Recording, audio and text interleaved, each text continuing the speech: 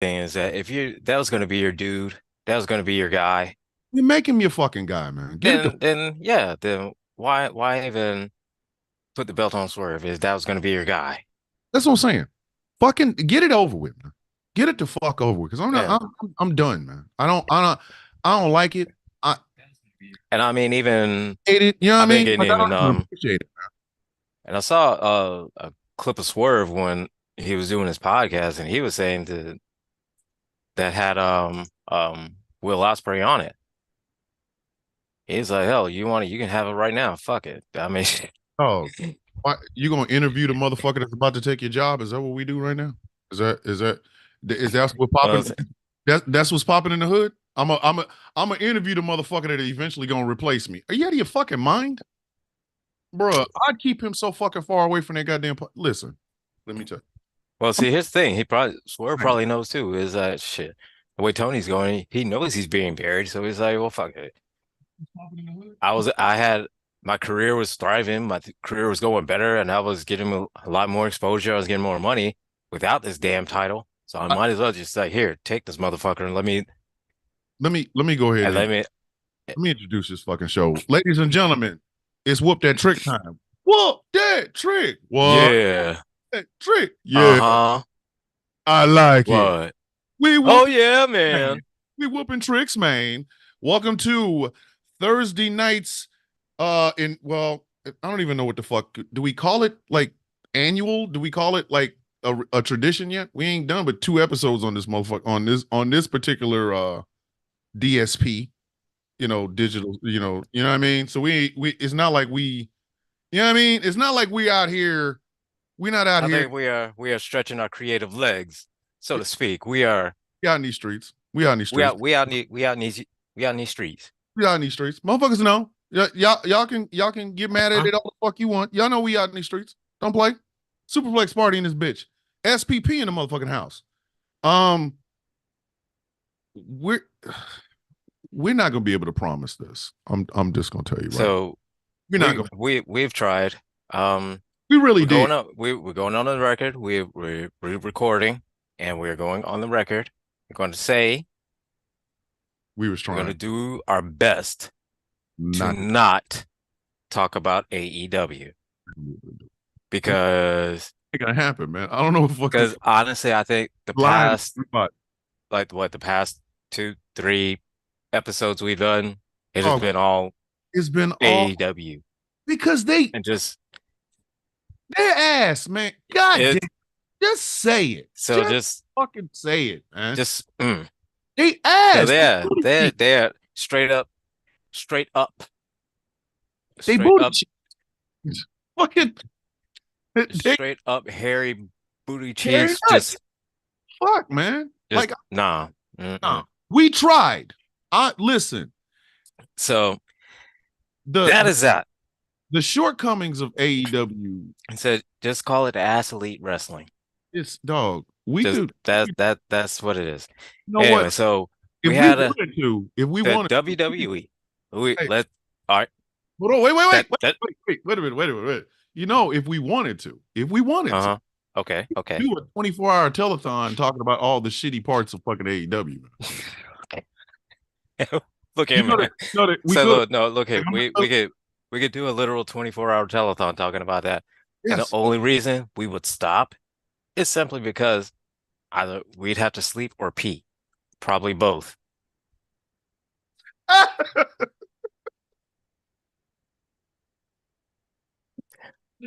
Or we'll violate some kind of YouTube community guideline saying that you're going over too long, you need to stop, and then you need to come back in about an hour. Hey, Miss Diva, if you're not busy, you understand you do have the Zoom link. You can jump all of, Please join in, please. You please. know. Hey, Diva. Hey, just a tip and out of breath are now the WWE Women's Tag Team Champions. I don't think she knew that. Yeah. Diva, Just Tiffin and their tag champs. And they actually had a hey, had that had a good match. they had a really good match. Some They of had a those, good some of match. those fucking double moves that fucking Cargill and Bianca were doing. Oh my god, Yeah. They are They, on the shit. They were really, really fucking good. yeah, I would say that even Mm. Jade pull out some new moves, New and we move. saw we saw some more athletic, her jumping off the ropes and All cross right. bodies that we've never seen that from her before ever, not in AEW. We so got to give this woman a link. Let me see if I can, because Uh-oh. like she might be able to come in for the like second hour. Like you know what I mean? Like I know Diva, sometimes I feel like we really annoy you. And I just I Uh, just I just know I just want you to know we do genuinely love the fuck out of you. We just sometimes feel like, okay, I think sometimes we need to be humbled. yeah, like here is this, you know, beautiful, intelligent, entrepreneurial woman coming in talking wrestling with our two goofy asses. Yeah. Like like And that then yeah, it's like really? somebody it's like, hold up. This ain't right. Like, like Let me we let know me wrestling. let me We know carry we the two like and add the hold up. it's quantum fucking physics. Like dead ass. Like Yeah. we're not good at what the fuck we're two assholes talking, and she comes in, and it's like, why is she here? Fuck. Like I really like Yes. like And then we'll just drop gems of knowledge it is of about aspects of just just well, yeah, not just wrestling in general, just the business side of it yeah. that we never even just We didn't think thought about it. about think about in general. No, nobody. Oh yeah, we do feel empty. Like we do. Like I don't know if you understand this. We fucking do feel empty without you. And the sad part about it is the reason we feel empty without you is because we kind of feel like your fucking time. I know, right? But it's not. Listen, it's like it's like you're the mature little sister. You're the one that mom depends on to like go to the store and actually get the stuff from the store. And we your two goofball ass older brothers. Yeah, And but somehow you get the one that's put in charge and has to yeah, babysit us. yeah, mom always puts you in charge Like, and because you always got to babysit us, but we're older, and it's like, how did that happen? so we always talking shit like, hey, you know I'm your older brother. Stop playing. That shit ain't funny. And then it turns out that like you were the one mom gave the $20 to get all the food from at the store. Our stupid asses was too busy like I don't know So we were too busy. putting our nuts on like branches and trees and shit. Like you know what I mean? Like it was fucking Like we're too busy out in the backyard, just like kicking each other in the balls. Just yeah. just see who will fall on the ground first. We're asking stupid ass questions like, hey, so if I jump off the swing right and land like Jean Claude Van Damme split leg on the fence, you think it'll hurt? And Angry's ass is Yeah. like, it probably Said won't. I don't think it'll said hurt. nah, Nah, it won't I hurt. don't think it will. You know what? It ain't gonna hurt. What if you try swinging all the way around and loop the loop and then jump off? Yeah, like that's how dumb we are. Yes. We'll do the loop loop of fucking bullshit. All right, hold on. Let me send this woman. See, I think yes, I do believe. You know what? It's fucking crazy because we really I she has to be here for these when we talk about fucking Just a tip just and a out tip. of breath. Yeah. She has to be here for that. We can't do that. We can't do that without her. I cannot believe that is the year of your birth, Miss Diva. I'm not gonna say it because nobody else needs to fucking know your business, but I am shocked. I did not know. I had no fucking idea. It was it was wild. It was wild. Oh, what the fuck? Okay. Oh shit. Oh shit. She is calling. Hey, Megan. Gasp and swoon. That's in swoon, bitches. Oh, that's why. The @ sign. See, this is what I'm talking about. This is why we need you on this show because my stupid ass is trying to send you email without the at sign. The fuck you mean it wasn't recognized? Man, if you don't get the fuck on with that bullshit here, man. I can't stand this place. We don't get any fun. Hold on. Oh, Hold I would on. say, man, I'm saying this right, man. Wait a minute. Trick Williams, though, man, Oh, he is but you know what? on a WWE, run. He's on a tear right now, bro. he is, but WWE is setting his ass up for failure too, man. They setting him up for the pimp Mm. thing. I don't like that. Trick Williams is more than the pimp thing. Maybe it's just me. Maybe I'm fucked up. Said no. I'm just waiting for him. I'm waiting for how he's gonna be when he turns heel. Oh, Because I'm wondering how he's gonna be when he turns heel. Because you know, heel he Williams, oh heel Trick Williams is gonna be yeah. shit. Heel Trick Williams is gonna be the motherfucking shit. Hmm. Heel Oh Trick yeah. Williams is going to be the motherfucking shit. Like And it'll that song, probably and he ain't it'll gonna be a make heel for long. He ain't gonna be a heel for long. I oh guarantee. no no it'll probably be like a slow kind of burn Oh with yeah. it with um now with Lash probably Oh, now gonna be in his corner now, and so she's probably gonna be in his ears like, you know, you need to think more about you. You know, these people don't really care about you. And da um, da da da, and then heel trick. I tell you what, um, Carmelo Hayes should never say anything else to Bobby Lashley. Oh Like man. I did not Oh. realize how incredibly short and small Woo. Carmelo Hayes was until he Okay. stood his motherfucking ass next to Bobby. And if you don't sit your motherfucking ass, like Bobby Lashley even told him, "Hey, don't disrespect me." And then like And they look at me and said, Carmelo Hayes came up to that man, the middle of that man's bicep. Like, so you he's know, looking at said no, he's looking at Bobby Lashley left nipple and just say, when the like, last time you shot your shot? yeah, be like, say something to me, nipple. Oh, fuck you up. And the rest of Bobby Lashley's looking at him like, excuse me? It's like, um, We don't give somebody come get this guy. we don't give enough motherfucking love to Bobby Lashley. I'm telling you, one night we're gonna have a Bobby Lashley appreciation show. I'm not bullshitting because Bobby Oh Lashley, man, yeah. Bobby Lashley is everything Ahmed Johnson should have been, but wasn't. Because Ahmed Johnson is Mhm. what happens if you give a dude straight out of prison, like he comes out of prison and then uh um you give him a job in WWE. That's Yeah, what it's like, that's what Ahmed Johnson was. Like all oh, and raw his strength promo. power and couldn't talk. Oh my God. Now don't get me wrong, And for Bobby one, Lashley can't and talk either. so no, and for whatever reason, I don't know why I went after you had said something about uh, his promos and said I went on YouTube and I was like, you know what, let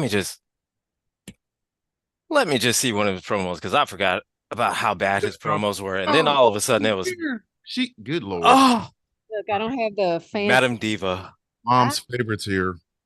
mom's favorite. That was- let me You're a just- responsible motherfucker. Now we gotta act like we got sense now. Ugh, gotta Look, act like we have home training. Oh, I now have, I gotta put my pants back on. I don't play no more. This is I don't bullshit. have the fancy background, so y'all just gonna have to see the back of my kitchen. But You know, again, we're the goofballs. Your ass come in to class up the place. Your whole background could just be five cats doing the tango. We're the fucking idiots on the damn show. What are you talking I, about? I know, I right? see that. Look, y'all took me away from editing. I need to take a break from editing photos. So we were like, all right, cool. Yay! All right. See, How are you you know what I'm saying? feeling, Thomas? Because we were texting and you was having a moment of vulnerability. I am Still taking it one day at a time. I'm trying. I am trying. We Gilbert, myself, and our little bit of team, uh, Hmm. we made a monumental step May 6th of this past week. I can't really tell it right now, Of right? course. Right Yeah, this yet, yeah, yeah. but yeah, it's big. It's huge. It's like one of This those show's long. realizations. Yeah, it's It's one of one of them. those realizations that, I was oh, cool until like that the digital receipt showed up. I was like, Yikes. real in the motherfucker. Well, Like, look, just take it one day at a time. It's one of those things that I'm trying. I know. Listen, I I know. no, but Diva and I was having this really like I didn't really deep ass conversation, and I man, she had me out here emotional. Like I was like Carl Thomas song. Like the Yep. more we talk, like you can hear it in the background, like you can hear the piano keys from Emotional by Carl Thomas in the background. Yeah. But more, and this is a text message. It's not like she's talking to me on the phone. Every time she said something, I heard. I said, "What the fuck?" But you know what? I appreciate you, sharing that and everything like that, because I know it was seriously heavy, and it's Woman, you just do not know, man. Sometimes I, I just it happens, and just trying to gain some insight and being realistic, because that's not something that you can move on from. And unlike a heartbreak where, like the hole eventually closes, that hole is going to stay open. And now you just have to learn how to function with that hole. for 4 years well, almost 4 years I've been working on it. It's part of it's part of the allure of just being the person I am. A lot of people don't realize that there is a lot behind that. Like Of course. this is a 24-hour, 7-day a week, 365. We don't close for shit ass fucking operation over here. Mhm. Holding my goofy black ass together. I have to laugh because listen, if a motherfucker went off rage, baby, bitch, I'd be Bane. That's what the fuck I'd be. But I'd you be know what? a So mask. no, you'd rival the What you're Incredible Hulk. feeling, Oh believe yeah. it or not, what you're feeling is so normal. Like you're gonna go through ebbs and flows and waves. One minute you're happy, the next minute you're sad, the next minute you're crying, you're angry. That's actually normal. I'm glad somebody said it because I thought I was at this bitch by my damn self. I was like, look at here, man. But Nope, I you're ain't talking about. Listen, I'm not going there because listen. I can hear Carl Thomas in the background warming up them goddamn keys. I'll be damned if but they play for me tonight. And without it's raining. Fuck out of here. Nah, that motherfucker had me out in the rain by the pool talking about I can't stop crying. My heart is so lonely. I love that song, but like that is that song is what I hear every time I hear one of them emotional ass men sing or oh talking my shit. God, that's And oh So women needs us men, and we gonna be. And then you hear, I'm gonna start playing. I knew you. Anyway, we got to talk about wrestling. wait, All wait, right. wait, wait. Let me end it on this one, okay? Okay. Without going into too much detail. The option that you told me about that you have on the table, I need you to take that off the table. You have to take it off the table. It's not an option. That one, that one is gonna be. That is the tough. No, it's I know. gonna I take know. time, but that should not be an option at all. That shouldn't even be on the forefront. I acknowledge that what you're going through, you lost a huge, huge part of you. And so you have a Grand Canyon sized hole in your heart that will never, ever be filled. Acknowledge. But that option that me and you talked about needs to come off the table, because there are people who, if you make that an option, you are going to create a Grand Canyon sized hole in their heart. So I No. just need you to consider that. But on that note, talking about wrestling, I knew just the tip and out of breath were going to be a tag team. I saw that shit coming from a mile away. We saw it a mile away. Because we saw. listen, this is how you said Let's that see. you Here's the can't thing bring one that's there. the one thing WWE does is they'll do stuff like that. They'll start them out in a tag team, somebody that's really good and experienced. That's Oh, Bianca with somebody that is really good. okay. That's okay, but definitely needs a I lot just more say, training. But wait, needs wait, because if you say inexperienced, I was gonna like drag you.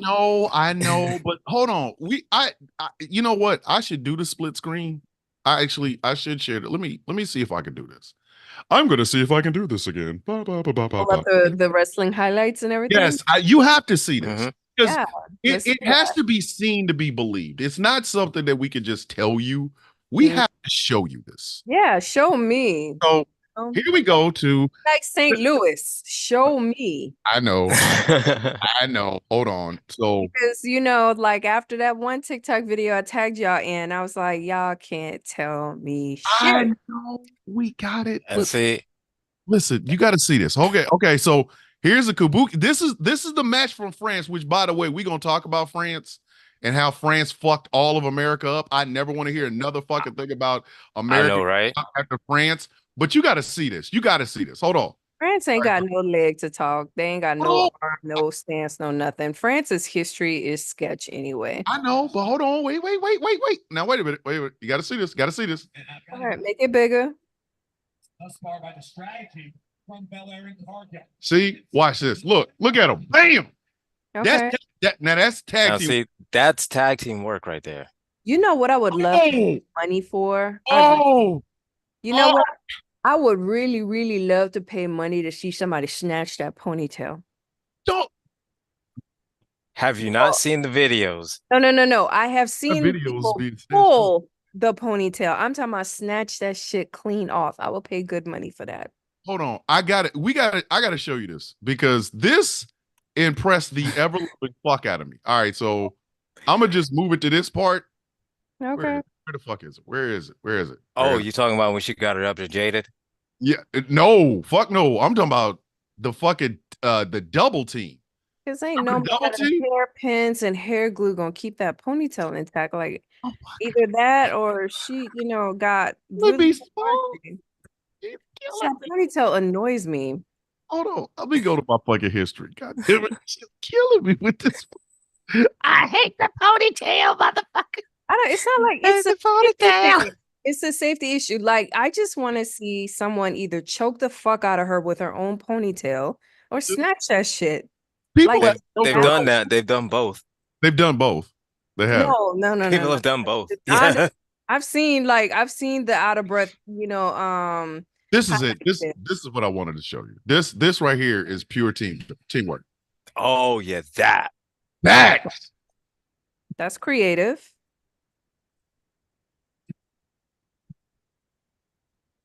Now, of course, Kyrie Sane was going to kick out because she's Kyrie fucking Sane. But like, you have to admit, just the tip. Oh my God, I cannot believe I'm saying this. Like this, she be giving just the tip, man.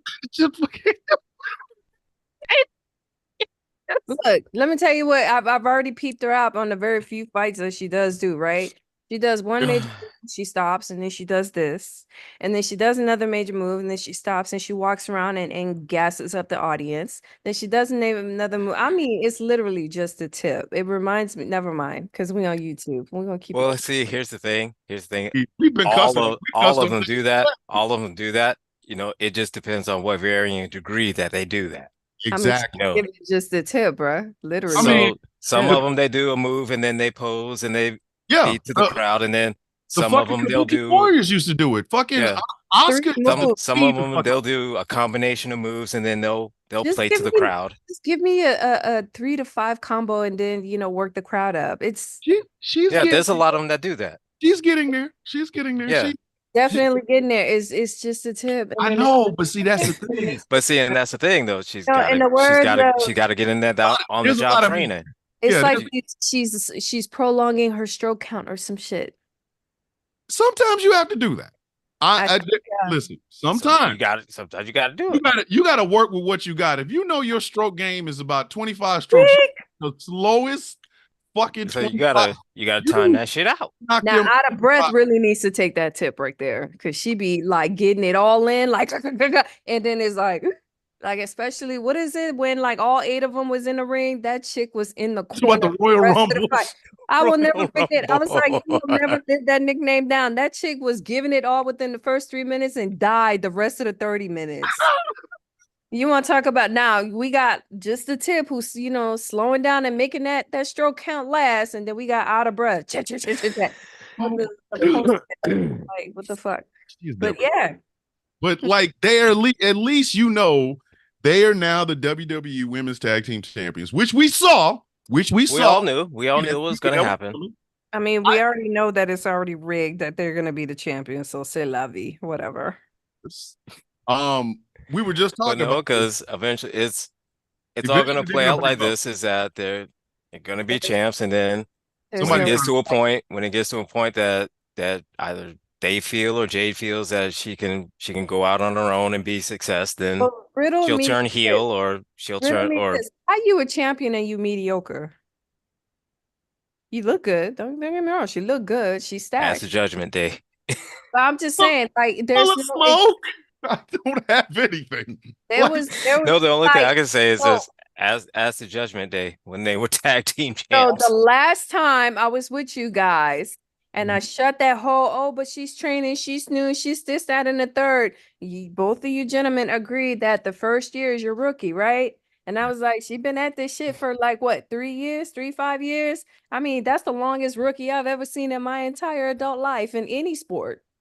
The okay. longest All right. rookie. All Hey, right. look, why do you think I didn't say? I think I said that she was rookie. I said she was But here's the thing. okay. Both Listen, of you, She's bam, okay. bam, bam. Both of you acknowledge that she mediocre. She okay. okay. I'm Hold with on. Wait a minute. mediocre. I prefer a red shirt senior. Oh, what the fuck is that? That means the team had 3 other quarterbacks ahead of her. So in her freshman year, there was a senior quarterback. Then she turned to sophomore. She was a redshirt sophomore. They let her get a few snaps in, but then they took her ass the fuck out because they had a senior quarterback. Then at her junior year, when she knew that, God damn it, I'm gonna be the quarterback of the team, there was a senior quarterback. And now she is a red shirt senior quarterback. Meaning she's good enough, but we still, we gotta put our trust in her. So we'll give her rudimentary plays, so she can't fuck them up. Hey, it's a split wide. The fucking the wide receiver on the right is gonna go all the way to the right and cut to the middle. The wide receiver on the left is gonna go all Uh, the way out and then cut to the left, almost to the end zone. All you got to do is pick one, and the running back will back you. Hence, I prefer a red shirt senior quarterback. Do you know that entire explanation by yourself without me inserting my 2 cents in? You just walk face first into the point. Like, I how know. you a red shirt and you a champion? Make it I was make sense. I was trying. What? You the only walked thing in. I the only She thing said I say is this. The only thing I say is this is simply because we they tried. have done this before. We tried. They've So they've that done this before with different talent. so They you put just them in proved tag to me teams. They that the no, I entire mean they put them in tag teams like that. Let them win the title, and then they turn on each other, and then they go off on their separate ways. Which is when she actually gets the red shirt off. When she gets out of the tag team and she turns on Bianca. Actually, now that I think about it, I am more inclined to believe that Bianca's going to turn on her. Hmm. Bianca's going heel. I don't give a fuck what y'all think. Bianca Belair is going to go heel because Jade is Yeah, entirely too hot to be a heel. because But that here's the that's thing. just I believe you. I believe that, they will turn mm, on each other. But the argument that I have is there is no excitement in regards to the validity of the championship because you yourself just said she's just nothing but an okay redshirt quarterback that is fighting against seasoned professionals with more than 5 years of experience, but she's mm. still getting championships. Like, make it Yes. make sense. So that's like pulling a kid fresh out of junior high school football, putting them in the NFL, and they're winning the fucking Super Bowl. How, Sway? I couldn't stop it. I really want you to You understand. explained it. No, I I'm just saying is did. that this I was this is trying. no, I I'm swear just for telling it God like before the this. white man, I was trying. I really was. I was As I was like, the only thing hopefully I'm by the saying is end of that this. this is just is kind of how with WWE has done Mhm. things with tag teams with like one experience, one Shawn Michaels and Marty yeah, Jannetty come to yeah. I mind. mean they it's Marty Jannetty had more talent, but he was not hot. Shawn Michaels had the hotter name, he had the hotter look. He was just right. they saw the upside and potential on him. So they split them motherfuckers the fuck apart. And you see what happened. Shawn Michaels is in the Hall Yeah. of Fame. Marty Jannetty is still out here hitting on So it's women with no teeth in different cities, sending them money. yeah. And he got an ankle the size of my head. So I mean, So for any varied reasons that any promotion they'll put people in a tag team for fight. whatever reason to kind of hide flaws or to kind of make somebody better or kind of yeah. get them trained or just simply because they want to play around with their friend Here's the thing. for whatever varying reason. Here's the And it just is what it is. I'll give you an example. Hold on. I will use dudes as an example. We were just talking about this. Carmelo Hayes, hottest thing on NXT before he left. Carmelo Hayes, fucking upside out the ass, little, young, small. Imagine, I don't know. Imagine Kendrick Lamar with swole meat muscles. That's what That's the best way to kind of describe that's Carmelo Hayes. In NXT, he was the absolute 100% shit. He was the motherfucker. You know you're deflecting. I'm so not deflecting. You're deflecting because here's the thing. Neither one of you can sit there and stand on business and explain how you can be okay, mediocre, and still be winning championships and winning against seasoned professionals in both AEW and WWE. And when we last had this conversation, you were like, no, don't count AEW. I said, fine, we'll count. Well, I pulled her record for just WWE. And y'all realized, damn, she ain't new. Like, she's seasoned. She is up there as a veteran. Number one. Number two, she's beautiful. She's athletic. She has stage presence. But right now, she's giving me JoJo Siwa vibes. I have. I'm not saying that she's not green. I'm not saying that she's still not green. I'm not saying anything like that. Years does a person have to be? I'm just saying that's just the body heart. This is how WWE is deciding to fully get her trained. And JoJo Siwa WWE got it. They just put the title on her. I don't know why. Sure. That's part of their storyline. Has a big personality. Got it. Bro. That's part of the storyline. I don't know what else to tell you about it. I got nothing. I am Whitney. It could be because they feel like, this the best way to get her trained. I don't know. Yeah, put her. I don't know. I don't know decisions of corporate. I don't know the court decisions. He's no longer just a tip. That's JoJo Siwa. That's what I said. I got nothing. I'm understanding all this. Is like I don't know. I don't know their process. I don't know their whole creative process on what they're gonna do and how to get her trained. I barely know just the tip of JoJo Siwa. So when she said JoJo Siwa, I was like, I'm done. I don't know how the fuck. How do you downgrade somebody from just a tip to JoJo Siwa? Obviously, there must be. JoJo Siwa is a mediocre talent that can't dance for shit, but spent her whole life dancing, but still can't dance. But she has a big personality, though. I can't even throw a flag on the plate. I don't know. The mediocre wrestler with the big personality, JoJo Siwa of WWE. I mean, nothing over here, man. I'm over here.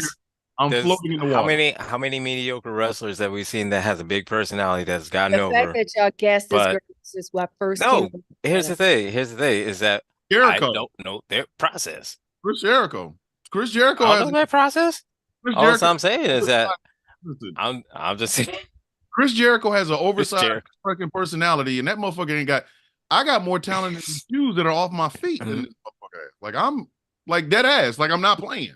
I think my biggest gripe when it comes to just a tip is the fact that since she has stepped on the scene, it's she's a champion, she's a champion, she's a champion. Like there is no growth progression. There is no story of like your typical, that's a rookie. And then you can see the improvement. You can see the growth. Now you do that and learning that, okay, this is really, just soap opera, reality television with athleticism. Then it's like, okay, well, I'll just watch this shit for face value and talk shit.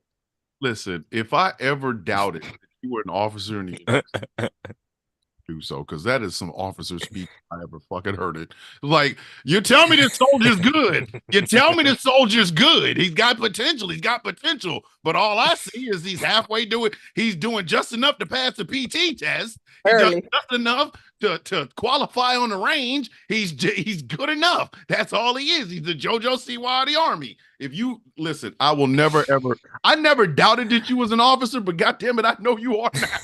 I know you are now because it's the NCOs that are ones that over here. Hey man, get better. Fuck wrong with you. So you did just enough to pass the PT test, motherfucker. You better do more. Oh, here's the analogy. Just enough to pass the PT test, just barely enough to pass the range, did all of the cert, and then you gonna bring me an MSM award recommendation across my desk. Like, have you lost your ever motherfucking mind? Well, how What about this happened then? Officer Well, what D- about this? Well, how about this then? They won the titles because Oscar had an injury and they didn't have a choice. Ooh. But you're bringing an MSM. I'm just saying Not an AM, like a whole that's their MSM. official reasoning. You're bringing an MSM across my desk to be like, hey, I need you to endorse this. And they did the bare minimum. And then the one who was pulling the weight just happened to get injured. And he was the last one standing. The fuck? And then you fight in front of me, but he got potential. You know who got potential? Oh, people are running up. Cartman got potential. I know damn. I know it. I promise you. I've never served underneath you, but I guarantee you, you was some sort of motherfucking captain that was like, "Are you fucking for real right now? For real? Hold on. You mean the guy that starts off the PT test strong, but by the time it ends, he did just enough, just right there, like right there on the cusp, like passed by like 3 seconds. 3 seconds. And then like, you I turned my head and he got here. And I had to whoever was taking his time, they said you passed by 3 No, by 3 seconds. And I'm arguing with the grader, like, did you give him a slide? Because I'm like, he wasn't gonna make it. And he like, no, ma'am, I didn't cheat or anything like that. And I'm like, really giving some serious side. I like, did you give him them 3 seconds or what? That's how I feel whenever I see just a shit. You don't see growth progression. Like when I'm talking about growth progression is, like she loses a couple of fights, she wins a fight, she loses a fight, she wins a fight. And then you see how she's evolving her technique, she's evolving, but nah, she's just a fucking Instagram model that knows how to fight. But she's beautiful. The only compliments I've ever heard you gentlemen say is, but she's beautiful. She's stacked. She has a great body. And I'm like, okay, let's take away the body. Let's take away the pretty face. What she got?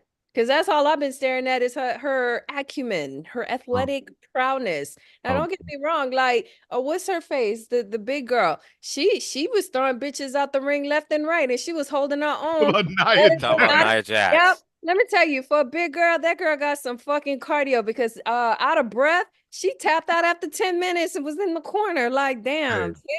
Which Ollie knows, speaking of Nia Jax, she had one of the most hilarious moments I've ever seen. Let's pull that up. I want to see. Miss Cargill, if you're listening, I don't know what to tell you. I don't know what to tell you. You have to remember she is a former officer and she's a former captain in the United States Army. And listen, and I don't know if I could try and find the clip, but let's see. Because I know Nia Jax had a moment with her, and Jax got my respect, right? Win, lose, or draw, she has my respect because at first I like how that girl fighting, but when she was in a Rumble match, she was holding up, throwing bitches out the ring left and right, and I was like, well, shit, she shut me the fuck up. Like I got no notes. And then fucking just the tip came in, all flexing and everything. I said, oh, this bitch was like rigged like a motherfucker because Nia could have easily whooped that ass. She could have. Oh my God. People were slapping her belly, like rub my belly. And I'm like, like she was holding her own. And then in the background, there's fucking out of breath, like fighting for her life because she literally out of breath. And I'm like, this chick was only fighting for 10 minutes. Like, what the fuck? But she was a track star. Where? Kitty track? We have nothing. I don't have a defense against this. Because I got nothing. I got nothing. I got, bruh, I'm telling you, for the past fucking 10 minutes, I did Whitney Houston on this bitch. I got, That should look. I have no defense for this I shit. got, But we I got to got move on. We got to move on. We got to move on. All right. So, backlash came from France, and then Yep. French people showed up and showed the fuck out. First need to man, Listen, man, that whole you have- crowd, that that crowd, whole crowd from the start to the end, them motherfuckers, those was on there. motherfuckers, Bullshit. Listen, that they Jay must have been, Uso- on some good ass meth. Listen, that Jay Uso entrance, I just watching that.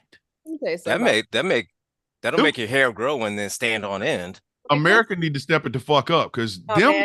motherfuckers. No. France got no credibility. Maybe it's because their history is just hot bona fide trash. Now, when it comes to beheading their leadership and whooping their leadership's ass, I will give it to France. France be standing on business. But when it comes to handling business outside of their own country, come on, man. The receipts is a mile long. But they have fun though. No, They all I'm saying is this. They All I'm saying is have this. fun. They love that. They love They love backlash. They love That's all that. I can say is they love backlash. Listen, watching Jimmy Uso. They own that bullshit, but they love backlash though. Because here in America, we already know what the yeet thing is. Yeet, yeet. And so we know Jimmy's gonna do yeet. We know it. All right. Yeah, so we know he's gonna do his yeet. Yeet. So in America, you might have a fucking building with like 30,000 people in it yeeting. Okay, that's not a big deal. Yeah, they all say yeet, but you know, Yeah, you'll get like yeeting. you'll get like the front crowd that'll do like this part of it, or you'll get like certain sections of it that might do like this. Them people in France, it was the whole crowd. I think the concession stand dudes stopped selling whatever the fuck it is they eat over there to eat. I was like, yo, this is scary. I had goosebumps because I ain't never heard no shit like that before. And I think Jimmy Uso was kind of thrown off a little bit too. Or no, Jay Uso was thrown off a little bit because when he came, like Jay Uso, main event, Jay Uso, your city, and he stood there, and them motherfuckers started yeeting before he even got to the ring. I know that motherfucker was standing. No, and then you saw all those cell phone lights. Oh and my then god! They went, and then they turned the stadium lights dark. Yes, and they went. It was man. Every cell phone in that building yeeting. And I know Jay Uso had to be thrown the fuck off. Like, wait a minute, I was expecting a got the clip. So he was just expecting the same thing he always gets. He was expecting maybe 5. Same thing he always gets on Raw, or he would get on WrestleMania or something like that. A little bit of yeet. Get some yeet, get the crowd going, about 5, yeet, but 5-10 seconds of yeet. Fucking Jay said no. They played his entire theme. So let me get this straight. Like when he throws someone out the ring, do the crowd go yeet? No, he just, when he punches people, he yells yeet. No, when he punches people, they yell yeet. They yell yeet. Yeet means that you threw something, like you threw exactly. Something. Yeah. And that's what that is. You throwing a motherfucker out, and that's what. So it only works when you throw someone out the ring. Yeet. But yeah, but I guess he throwing them punches. So yeet, yeet. French people don't get American hip hop very much, so they don't understand that. That's like if I was in the WWE, mine would be ski. Ski week. I'm just saying. Well, I would ski. Wait a minute, and it's not profane. It's not sexual. I ain't saying. I'm just saying ski. I would have said skadoosh for you. Fuck no. My theme music would be main event villain in your city. Ski. Oh man, ski. Listen, watching 30,000 white people yell out ski to me would just, y'all don't understand the secret jokes that I have in my head. These are the things that I know a lot of men think about other dirty things and abuse of women and power and shit. I'm an idiot. Reparation. I don't know if y'all understood it yet. I'm a fucking idiot. When I think of shit that makes me laugh. I have the Joker going on in my head. So I go, wait a minute. What if I told everybody to say skeet? I just had shirts. I would sell shirts to say skeet. You know what So I mean? have you forgotten some of the text messages that I sent you and made you Yes, spit out coffee? yes. Which is why I said we're kind of like kindred spirits. You and I have the same level of fucking dumb stupidity. We don't even have profane depravity. We are two old black bald nerds. I We know, want to say right? it just to say it. We're idiots. Okay. Like we don't So, just at this so point in our lives, we just don't give two flying we don't fucks give a fuck. anymore. Yeah. So I'm not going out there like, hey girl, come here, skeet, skeet. No, my shit would be I want to see a bunch of white people say skeet to me. Hey, you didn't tell me that they had the lights. They had the They yes, had the lights. the cell phones. Yes. Yeah, yeah. And this shit went on for 5 minutes No, I'm straight. when I tell you like this, because normally That's some what they energy. would do is they would play, roughly about 20, 30 seconds of a wrestler They had song. to play that whole Just song just twice. long enough, long enough to get to the ring and kind of play to the crowd a little bit, and then the Yeah, next wrestler comes out. If you When went by they just how saw, many, yeah, if you went by just how many times they played May have been Jay Uso in your city, that you would have think that motherfucker came back here 3 times. Like always no, but they had to in play. your city. Like, oh shit, this But motherfucker really once they saw that crowd start going yeet, and then they saw the cell phone lights, and then they knew they had to play that whole song. they this They is had to. this same crowd finished Cody Rhodes' song. he knows how to work a crowd. That same crowd finished Cody Rhodes' song. Mm. Yeah. And again, With they the had to play woes that and whole everything. song. The And whole Cody song. and Cody Rhodes is another one. They will play just to a certain part, just to at the second, whoa, and then they Like cut it off Mm. because that's I all American audiences. They like the I two think woes. And yeah. once they hit the second woe, then all right, I let's think go. did they sing AJ Styles song, but they sung it in French? Yep, Because the camera was moving for AJ's ass. yep, yep, So it was they were out there in French talking about they don't want none. yep. I, if there's somebody from France watching this or listening, can you please tell me how to say that in French, so I can walk up to a motherfucker and say it in French? Je le toi. Mm-mm-mm. What a fucking idiot, man. Yeah, man. They That crowd, that crowd that was the crowd was hottest something. crowd. That crowd was hot for everything. They were Mm. hot for Samantha Irwin fucking speaking. They were hot for Corey Graves and goddamn Just they should have had Pat McAfee over there. Though Mm. but no, oh, it's they should have had Pat over there. They damn sure should have if anything, just for Pat for just to call Jey Uso's match. Because you know yes. how hyped up he gets Oh my at God. at the If beginning with the song, and he's jumping up on top of the that's what I'm on the saying. announce table, and Pat McAfee yeah, had got his pale white ass up on that goddamn on that table when all that yeet was going on. I think they would have listen. That crowd would have fucking probably rioted.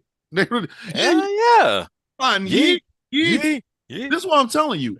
Don't let me make my own theme music. So what's the story behind him you wanting to use the word yeet I, for the team? when he, It it it you it go ahead, man. oh it all kind of started with him when he tagged with his brother Jimmy, I mean, and just You, part of their promo sometimes, and they would just go, he'd just say yeet, just randomly, just yeet. this is why I'm Just telling not how sometimes we just randomly say kumite, you just say yeet. you. Yeah, it was yeet. Like this is And why then my and then theme music when beat some shit. My shit yeah, would my theme music would absolutely be some shit because I'm gonna get some white people to say ski to each other. yeah. They already do that. No. No, I was There's a difference between saying it amongst your buddies because you're an idiot and saying it because, oh my God, this is one of the most popular wrestlers on the roster, and he got everybody old white people out there yelling skeet. I like you got a friend named Skeeter, oh, look at Skeeter going out there, skeet on, boy. No, I'm talking skeet, skeet. I'm talking about skeet, skeet. I Like mean, I yeah, if I could get a crowd of white people to sing my song, just to say skeet. yeah, and I would stand there. I would kind of stand there like you know how Okada does the one arm thing with or Uh-huh. the rainmaker thing. I would stand out in the ring, posing to the ring, out to the crowd, and having them going skate, skate, skate, skate, skate, skate, and I go, yep, yeah, this is gonna be a good night. And my thing is there's nothing perverted about it. I ain't Ric Flair. I would just simply like to watch old white people go up and go ski, buddy. I'm like, why, Grandma? Why did you ski on your grandson? Don't do that. I know, right? Grandma, my favorite wrestler is Thomas the Villain Bishop. He said ski. Now, Grandma walking around the house saying ski because her grandson likes it. Now they see me like in a mall or some shit or in the airport. Hey, can I take a picture? I go ski. And they go ski. And I'm just dying on the inside. Like on the inside, I have reached my Heath Ledger Joker arc. Just I have my head hanging out the police car window. Just but anyway, so we were talking about Trick Williams. I don't like the direction they're putting him in. It's gonna be pimp Trick Williams, and I'm gonna be real fucking mad. And I don't think Paul Levesque would do that. Not just like I don't think Shawn Michaels would do that. But if Vince was there, trust me when Vince straight up would, because he would. The whole train would come out of the goddamn retirement, and I would find Vince and put a fatwa on his ass. Man, if you don't stop with this bullshit, just because they're black doesn't mean they're pimps. You simple fuck. Like, and this is why I don't know. We have starting this whole love thing with him and Lash. So I don't know. I'll see how that plays out. That is a badass woman. God damn, Lash Legend's a badass woman. Oof. It should be illegal to be that fine. It really should. That woman fine. She ain't fine. She fine. Just fine for no reason whatsoever. But okay, her and Trick Williams are dating in real life, I guess.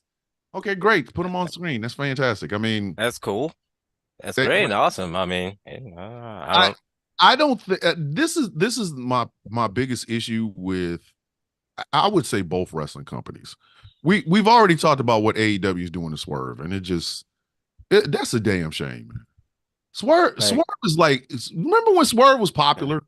Yeah, but again, like right before like we said, wasn't popular. We've said we could have a 24-hour stream talking about the problems at AEW. Oh my God. And the only reason we have to stop is because we'd have to pee. I'm telling you, 6 hours of that is just. We've already said that. Listen, 6 hours of that is straight up motherfucking. It's Tony Khan. So we got stick with WWE. We got to stick. We got to. But they fucking up Swerve. Fuck that. I'm gonna say it. They fucking up. Without a doubt. They fucking up Swerve. They're Swerve. They making Swerve when he drives Swerve. Yeah, like right? So I feel like that's all I'm gonna say about Swerve. Yeah, I feel like Richard Pryor in Which Way Is Up when his dad was talking about that chicken, somebody stole my piece of chicken. That's how I feel. And I'll tell you another thing, y'all fucking up Swerve Strickland. I feel like that, man. Yeah. But you know what? I'm not gonna go there. I'm not gonna go there. But still standing strong though is Black Lesnar, Obafemi. Ooh. God, he came off of a amazing fucking a triple threat match. That's a big. They need to put him in. Put that man with Brock. Now that's the motherfucker you would put with Lashley. You want to recreate the Hurt Business? You put fucking Oba. You put him. You put him, and you have Bobby Lashley manage him. Ooh. I think Oba is. I mean, we get it. He's making the march towards the NXT Championship, but I think it's time, man. Bring that motherfucker up. We need swole meat for no reason. I don't know. I say let him cook. Let him cook a little bit in NXT. Let him cook a little bit in NXT first. That boy there, man. That motherfucker is going to. Don't get me wrong. He is a beast.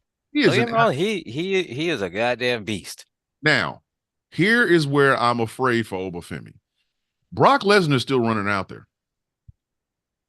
Still asking women for pictures. You know what? Never mind. Let me stop. Look, Brock Lesnar out there. Look, he's a menace to Trick Williams. He's a menace to Obafemi.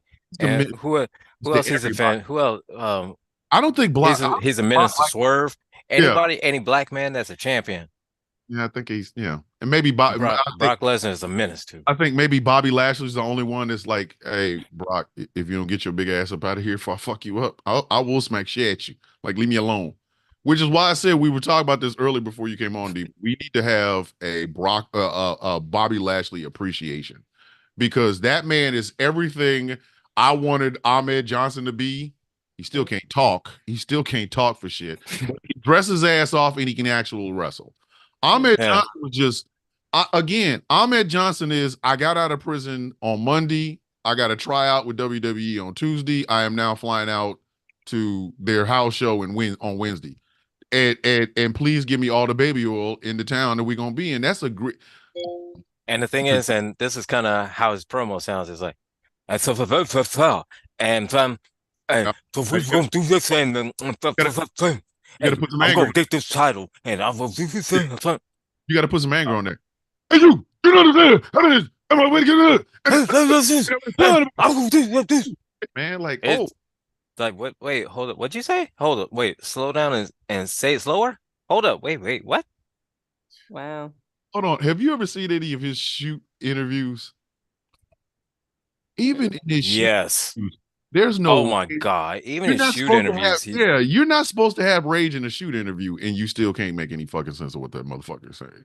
So, like, Ahmed Johnson stumbled and fell over his own fucking face so that Bobby Lashley could run. Because shit. I think Vince, and we've seen the text messages, Vince, so this is not a secret.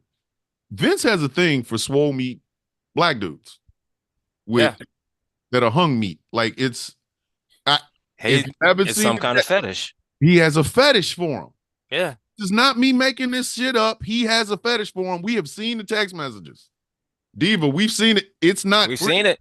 It It's was in, not it was free. in, it was in, what was it? The Wall Street? No, Wall Street It Journal. was in the Wall Street Journal. Yeah, the Wall Street Journal. This is the craziest part. It was in the Wall Street Journal. So Vince McMahon trying to diddy the swole meat.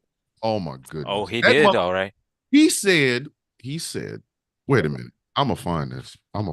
I shouldn't have it. God knows I shouldn't have it because if anybody ever gets a hold of my phone and they see, well, he's got text messages in this motherfucker, please understand, I ain't the one that sent them. Don't get mad at me. I didn't send them. I didn't send shit. It wasn't me. I was just reading. Let me see if I can find this goddamn text. But with John Laurinaitis is now he's flipping and say that, you can go to jail for this nasty motherfucker. You out your gut. Listen. And now he's saying he's not the victim, and that Vince McMahon is this, that, and now he's back in Vince, and it's like, I'm telling you right now. Come on, man. With the exception of my brother and very few people, I am not going to prison because you like to shit on a woman's head. You are out of your fucking mind. Listen, I am. Like the trial ain't even started, and he's already flipping sides. Bro, I'd be snitching. I'm dead ass. Like right about now, I would be snitching. Like, what you want me to know? What you want to know? Look, I would say, how many years don't worry about it, dog. Don't worry about it, because I'm about to tell everything. I'm about to snitch. I'm about to straight snitch. Like, I'd say in 1983, Vince McMahon read a red light. Everything. In 1987, everything. Every little thing I know. I'm not going to jail for you. You're out your fucking mind. I'm not, and I ain't paying, because literally, no. The answer is no. Fuck no. No. And that's a level of loyalty that a lot of people don't have, and they shouldn't, because that's a nasty motherfucker. Like, if any of this shit is true, Vince McMahon's a nasty motherfucker. Yeah. Like, he's straight up trifling. And John Laurinaitis out here talking about, oh, guy, I'm loyal to Vince. Shit. You lost your damn mind. I am Clay Davis in The Wire. Shit. The moment the court people come to me, what you want to know? What you want to know? Well, we didn't even give you the plea bargain. I don't need no motherfucking plea bargain. Dude, I'll turn states tonight. All right. As soon as the lawsuit drops, a plea bargain? What? You don't need a plea bargain this. I'm giving this away. You just had to say it was the word. Listen, so look, you want me to record on my mic, or you got a mic of yours? Listen, I'm giving this shit away for a crispy chicken sandwich from insert a place that makes crispy chicken sandwiches. Like, you don't have any specification? Is it a crispy chicken sandwich? Yeah, wherever. I don't give a fuck. I'm snitching. I ain't going to jail. I want you to understand, John Laurinaitis is risking perjuring himself on the stand to go to jail for Vince fucking McMahon. Bruh, you are out of your goddamn mind. I'm telling when the shit hits the Wall Street Journal, I'm making phone call. Bring. Excuse me. Hi, this is John Laurinaitis. I understand y'all just filed a civil suit. You need a witness? But you're Mr. Laurinaitis. Uh-huh. Aren't you John? Aren't you Vince McMahon's right hand? Yep. And I'm gonna put it up his ass. I'm snitching for Chinese food. I don't give a fuck. So I'm snitching for groceries. I'm snitching for gas money. That's all I need. Give me $25 in gas money. I'll be there tomorrow. So look, I'm snitching for I'm snitching for like chicken wings and a chicken wings and a chocolate shake. You know what I'm saying? Snitching for a $25 gift card from Buffalo Wild Wings. I know, right? Well, I already know that's a crime with I'm snitching for a $10 Walmart gift card. You know what I'm saying? Certain crimes, I got your back. Like somebody do something to you and you go like, Thomas, this man did something to me. So we gotta make sure. Like whose car are we taking? Yeah. If you call me, if you text me and say, hey, there was this guy, I was talking, we got real close, he did this thing. All I'm asking is, what car are we taking? And do you need my truck? Because you can put something in the back of it. No, but all I'm going to ask you is, I need you to be my alibi. I got everything. Listen, I'm going to ask you, like, what tier alibi do you want? Do you want, we went to the movies or? No, all I say is that, dude. She was in another room. I watched her go to bed. You got something for me? You got something for me? Or do I need to make my own thing up? Need you to like ensure that it's an airtight alibi, so we ain't gotta go to court and we good. We straight. Got you. Got you. And say no less. Say no more, fam. I went to a whole convention in North Carolina for 3 days on how to hide shit, so we good. Listen, but say less, fam. If you do some goofy shit, like you call me and say, all right, so check this out, right? I was dating this guy with a heart condition. And I knew he had a heart condition, but I also knew he had a $50,000 life insurance policy, right? So what I actually did was I made him some really hot food. I knew it might choke him to death, but I didn't think it would really choke him to death. Can you give me an alibi? You out of your mother. No, that's the fuck? You don't need an alibi for that. Like, blink, listen, I'm calling. Like, hey, you do not need an alibi for that. That was a simple accident. See, that's what I'm saying. Like, certain people, you will get some loyalty out of me, but if you go too fucking far in them goddamn woods, I'm not going out there with you. Very simple. Listen, Vince McMahon is out there like the Revenant. Vince McMahon is Leonardo DiCaprio in the Revenant, and the bear about to eat that ass. Fuck, I look like getting between you and that bear. I'm good. Like. If I was I'm good. Listen, if I was John Laurinaitis and I just watched Vince McMahon shoot at this goddamn bear, it's a baby bear. He shot the bear, and the mama bear showing up. I'm not. Hey, Vince. I'm gonna tell you one. Hey, Vince, you might want to move. What? All right, you asked too many goddamn questions, dog. All right. And I'm gonna walk the fuck away. I'm out. Yeah. That bear eat your asshole with butter and salt, motherfucker. I got nothing for you. Ain't no way in hell I'd be facing any perjury charges for Vincent Kennedy McMahon Jr. You are out of your fucking mind. If the statement is solid and the alibi is airtight, there's no need to go to court. Vince McMahon did not pay off hush money. He paid that woman $1 million and then boned the fuck out. Who does this? Let me explain something to you. If you have, I have enough money to pay for an NDA. I have NDA money, pay that shit. Just pay it. Just pay it. Because the jokes is coming. I'm trying to tell you, dog. You were in court right now you for $2 million because you had no idea the shit you have set yourself up for. Listen, I always say this: if you're a rich man and you gonna get a mistress, you better be straight with that mistress. Like you need to. What you need to do. I cannot believe I'm breaking this down on a wrestling show, but you know what? I've said this before when I was in the army. If you're gonna have a mistress, make sure it's vetted properly. See, ladies and gentlemen, I've been saying the same thing. Just make sure I get it. Her booty is big, or titties is fat. She's young. She's thick. You better straight do To make sure. better do a goddamn Yeah. background check. The fuck is wrong with you? You be like, ooh, you so fine. Give me your social security number and your date of birth. Ooh, and your real name. Say, click, click, click, say, Because I'm doing a fucking background check. If you got and he's like, "Ooh, you got a murder rap? No, thank you."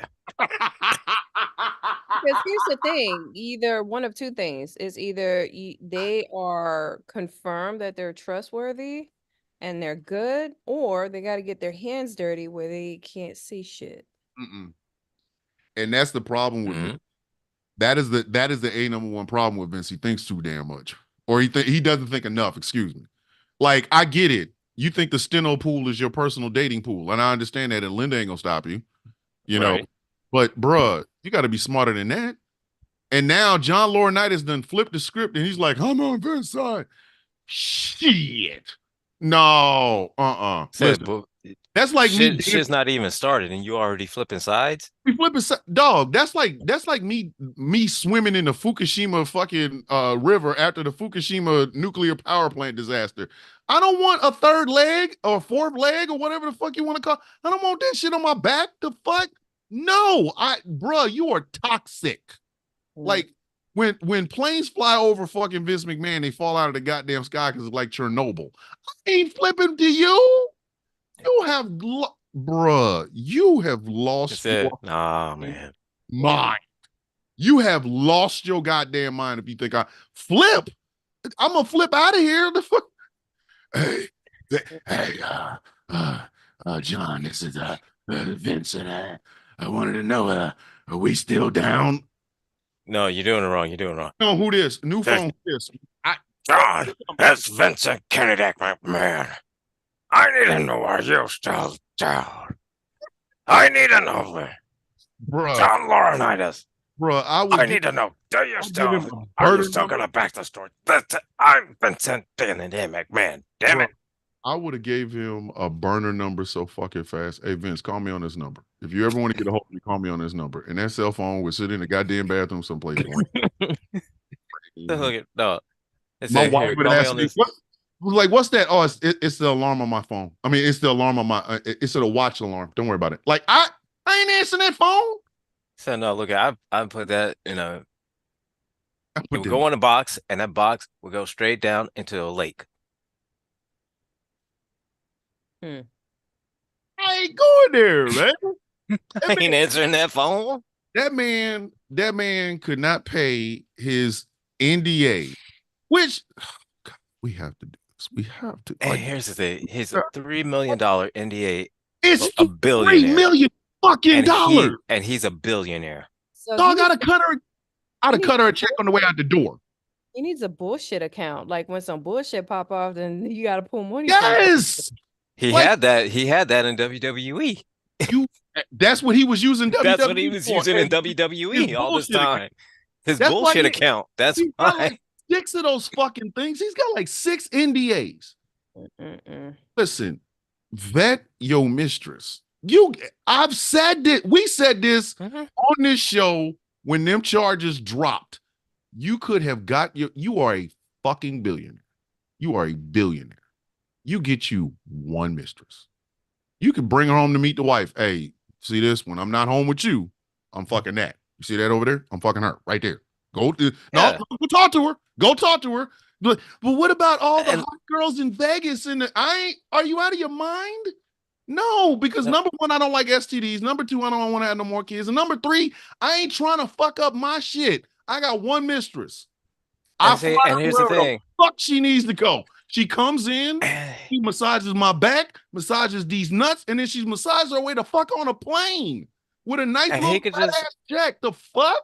And he could have just simply hired her as some personal thing for him. Oh my He god! didn't have to. He didn't have to She hire could've been her the world's into greatest- WWE. He didn't have to give her a whole anything like that. He just hired her as like physical piece therapist. of Well, in part of that my case, you part of could've my just staff. But in that case, you could have just hired a professional then instead of Exactly. He could have done that too because Hire why? a He's a professional. billionaire. I Yeah, keep just telling y'all, hire a man. professional whose line of expertise is that, and they understand the art of discretion. Yes, because And that was a men, very viable option for a gentlemen, billionaire. nobody pays for sex. They pay for silence. The sex is what they're here for in the first place. The money Mhm. is for them to shut the fuck up about the. Mhm. No woman who has ever bought a male escort paid them for fucking. They paid them to shut the fuck up about the fuck.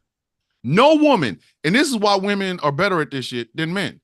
No woman in the history of womanhood has ever paid for dick. They have paid for you to shut the fuck up about the dick. They will hire an escort to come, wine, dine, blow their back out, and then politely put your fucking clothes on and walk And your monkey ass out the door. And you don't know who the fuck you came here to see. You don't know why the fuck you came into this building. You have a TBI. You was just in the neighborhood. No woman has ever paid for dick. She's paid for motherfuckers to shut the fuck up about dick. Men, on the other hand, I was hitting this I was hitting this thing, right? Now the thing ain't gonna say nothing. She got your money in her pocket. She understands the concept of I just I just got his 4 pumps in the grind, and I'm not gonna tell nobody about it because he paid me 5 figures. I'ma shut the fuck up.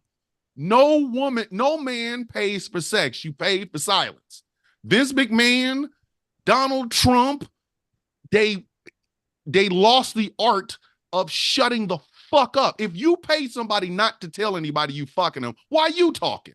This is What's why you wrong with never you? hear about high-profile women getting caught up in these things. No, because Mhm. when women decide, okay, I need my back blown out. So I'm a hire a motherfucker. So they go to wherever the fuck women find. I think women go to Shangri-La.com. It's a website men can't get to because they can smell our algorithm. I think they go to Shangri-La.com. They rent them Yep. some dick. They measure the shit on the website because it's there, and they go, okay, I want 8-footer. Come here. Not 8-footer, but like 8 inches, 10 inches, whatever the fuck. And then he's got all of his I was attributes and about to shit. say, man, goddamn, So, 8 feet, goddamn, if a man has 8 foot, he has never touched a woman in life. it never will. Women see him coming and they get in the car and go. They Look, don't. look at They don't with a stay dick. long Look, enough to look at even man with a dick. understand the Look, shit. look at with an 8 foot dick. Everybody can see him coming. I like, hey, you see that dude with that fucking that's driving that tractor trailer for no reason whatsoever? Uh, But anyway, when women decide to cheat or when women decide to hire somebody to do that shit, it is mhm. understanding of discretion first. Some of these women are church ladies. They sitting up on Sunday, Jesus is my rock. And meanwhile, somebody rocked their ass the night before. Okay. Vince McMahon is where he is right now. And I've said this before because Vince McMahon could not shut the fuck up. You had her sign a non-disclosure agreement But then for he 3 ran million. his mouth. Yeah, exactly. Yes, yes. He had He's a tell he non-disclosure basically agreement he for did this. He said three. he told her like, "Hey, look here, I'm gonna need you to shut the fuck up." Hey, look at y'all. I told her to shut the fuck Who up. shares? Like he's sharing this shit with other. And by the way, we still ain't figured out who them other people he was sharing that shit with. We know Mm-mm. it was production Nope. people. We know it was behind the scene people. We know it was Said wrestlers. no. We know it was on Only thing we know personality. is behind the scenes people and wrestlers. That's it. And them motherfuckers is walking around here with long collar jackets, hiding in the wind and shit like the Incredible Hulk. Nah, motherfucker, some of you nasty bastards is just that. But you have her sign a non-disclosure agreement. Okay. You promise her you're gonna pay $3 million for her to shut the fuck up. Okay. You pay her $1 million? The fuck is the wrong, bruh? That's one hole you should have plugged. No pun intended. You got off easy. She could have asked for 5. You said, I'll give you 3. She said, okay, I'll take 3. She signed your little funky ass non-disclosure agreement. Pay her. The fuck is wrong? $2 million and your ass out here on Front Street. You done sold all your stock in the company your daddy made. Your daughter and your son don't want to fuck with you. Your wife is gone. I'm pretty sure Linda's somewhere in Florida getting her groove on. And you know what Linda's You doing? know, Vince ain't talking. said Linda, Linda probably getting her back listen, blown out. listen. Linda is someplace right the fuck now on the goddamn beach. She's just looking. She's like, She's just Kathleen, looking. It's like, Kathleen, does that young black man look big to you? Well, yeah, Linda, he's kind of swole. I mean, he ain't got on no shirt and he's wearing a pair of Speedos. That's exactly what I thought. Send him a bottle for me. And the bottle has a note on it with a room number. He goes to the room number. There's an amount of money sitting on the damn dresser. She tells him, okay, so this is how this is going to work. I don't want to remember your name. I don't want to remember your facial features, but I do want you to blow out my goddamn back. Then I want you to take this money and get the fuck out of my face. Now, what is my name? Lady, I don't even know you. You just asked me for dick. Exactly. So yes. get the fuck on. Like, hello. Right. Hello. The most powerful men on earth have always been brought down because they cannot control the shit in they fucking pants. Vince McMahon is no different.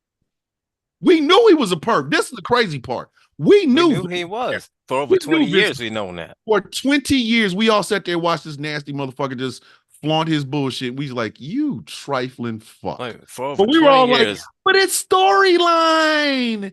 He said, It's no, we've a seen, storyline. It's like, and the whole time we've seen this motherfucker do bra and panty matches. We've seen him do mud a wrestling lot. matches. Oh, he did We've a seen lot him of. do lingerie competition matches. You know what? Now that I think about it, there was an awful lot of bra and panty matches. Yeah, they were. There was a And fucking there was at unfair least amount of bra and panty matches, and there they was weren't at even least a bra and good. panty match every week on Raw Yeah, and they weren't for the even good. longest. We weren't even talking about bra and panty matches with like, fucking Mildred Burke versus I don't know, Bull Nakano. We were talking about bra and panty matches featuring Sable, who couldn't wrestle her way out of a wet paper bag with a hole in it in a rainstorm, And and Tori Wilson. Tori Wilson. Tori Wilson didn't even know what a wrestling ring was, for fuck's sake. It's like Tori okay. Wilson, you look at her, see like every promo and every time she come out of the ring, she was just confused. She's like, oh my God, where am I going? Is it, are we wrestling or am I talking? Like, bitch, you wrestling. You got on Like, wrestling. where do I stand? So Where do am I look? hold on. Wait, what do I say? What's the finishing maneuver? Like, bitch, we don't know.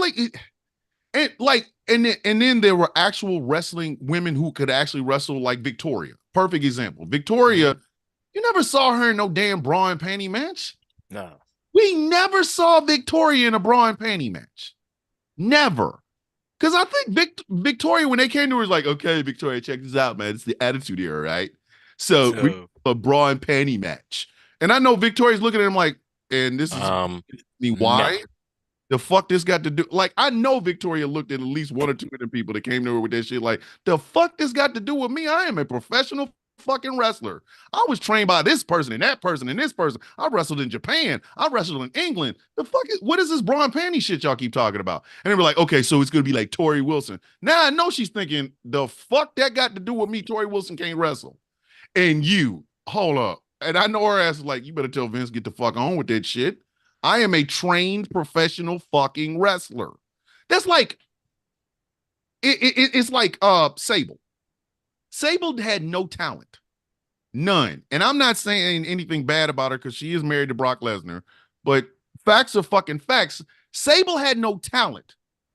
Sable couldn't buy talent on the Price is fucking Right. That's how less talent she is. But she was born the thing is though she wasn't, and she even admitted that she wasn't paid there to wrestle. She wasn't paid there to be a talent. She was only paid there just to look good. Yeah, and now you see why Stone Cold Steve Austin did not want to have a match with Mark Merrow. Mark Merrow got powerbombed by Sable, right? Steve Austin was supposed to have a match with Mark Merrow. But after seeing that, Steve Austin was like, I wish a bitch would. I am the rattlesnake. I am stone cold. I'm not about to let this untrained fucking big titty white woman powerbomb me and lose my. Are you fucking with me? No. But then you had somebody like China. China did have training, but China was greener than money in the grass. That's how green she was. Yeah. Ooh, She was green than God. a motherfucker. China was green as shit. Some of them blows, some of them forearms she was throwing, them shits. Those just had some potatoes behind it. I know at least one or two guys who like, China, if you hit me like that one more fucking time, I promise you, I'm gonna knock your ass Said, out. look, Don't fuck with me. I normally I don't hit women, but I swear I you will, hit me I you will, hit me like that one more goddamn time. I'll fuck up your facial, your motherfucking facial surgery. Keep playing with me. You went and got that chin trimmed the fuck down. Hit me in the fucking face with that forearm one more time like that, and I'm gonna knock you the fuck out. So you got China and you got Sable. Sable was always cool with the we're gonna do the bikini match. Oh look, Sable comes out with just a handprint over her titties. Yay! You weren't gonna see China doing that shit. You wasn't like at all. China's like, it the fuck Fuck no. no. But the fact that Sable at one point was making more money than China kind of shows you Vince was really on that bullshit. Everybody knew what Vince is. You know, in hindsight, if you look at all the women wrestlers that Vince pushed, you can see what Vince's type is. Big titty. Or let's just go there. Let's just go there. Blonde hair, big titty. blonde hair, big titty. That was his Actually, type. From Jack Trish Stratus, Tori Wilson, Sable. fucking Sable. Jesus Christ, Sable. I know Vince was like, I want to shit on her head when he saw Sable. I know he did. Like but, he looking at just like my asshole is itching right now. But like you can tell we watched that. And we're all like, yay! A mud wrestling match with two women. Yay! We were like, now in hindsight, now, you know, after the benefit of hindsight and having fucking daughters, you're going, oh, wait a minute. Hold up. What the fuck? Yeah. What? Like, this and is then let's not forget all of the fucking Vince Russo segments of just these two are dating, and then of course with the Edge and Lita and fucking Matt Hardy, that triangle bullshit, and then then there's also here's the problem I have with that. Vince Russo has only been with one woman in his entire life. He met his wife in like elementary school. Yeah. So where's all this sexual deviancy coming from? Like, I met my wife in a hospital when we were working there. Okay. But all my deviancy has been out. Like, I've now reached the part where my deviancy is turned into humor. It's like funny old man. Yeah. It's not about the only thing. I don't know. The only thing I can think that to justify it in that, I kind of agree with Jim Cornette when he said is that because Vince Russo has been with his wife since like elementary school, he didn't hang around with the fellas, and he didn't have the locker room talk, and he didn't do all that shit like that. But why would you do that bullshit on television though? That's him living out his whole... Diva, what did you do, Diva? Y'all honestly thought that it's just purely about sex? No, we know it's not. Exactly. No, that's just it. No, it's not. I know it's not. Yeah, it's never been about sex. It's always been about power. The problem is always money and power. That's all it's been about. Vince, I understand. The man had money. He bought his company from his daddy, and he did the whole WrestleMania, which made him a billionaire. So him, I'm not saying I understand, but the pattern works. Oh, you have money now. I can shit on a woman's head. Vince Russo ain't got Vince McMahon money. So what the fuck? But like he has the exact amount of power as a pair of batteries, like a pack of batteries you get from Temu.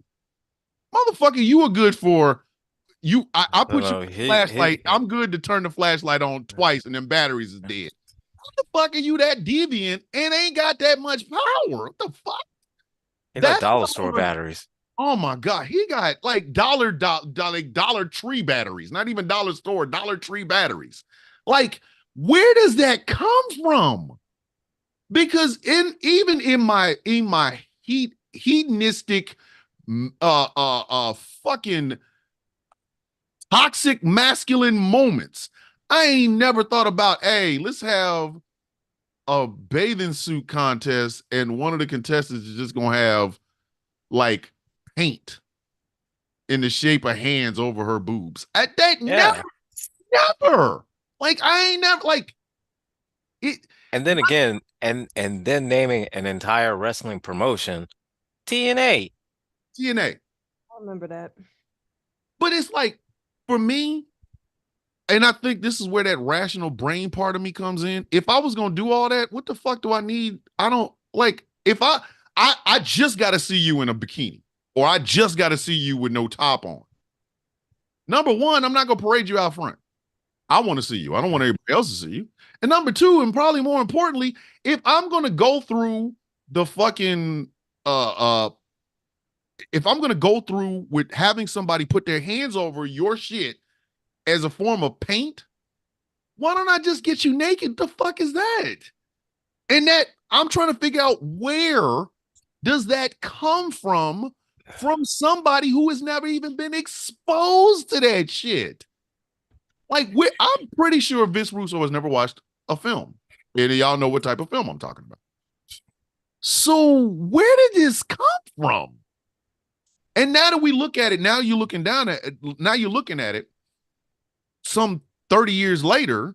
This is why I don't put a whole lot of stock into how great the Attitude Era was. Oh, we had some great moments. We had some absolutely some great moments, a couple some good matches, some great promos. Yeah, the rise of Stone Cold, the rise of The Rock, the rise of The Undertaker, Kane showing up, DX. We had some great moments. But overall, the Attitude Era was shit. Like there was a lot of titillating shit, but not a whole lot of good wrestling.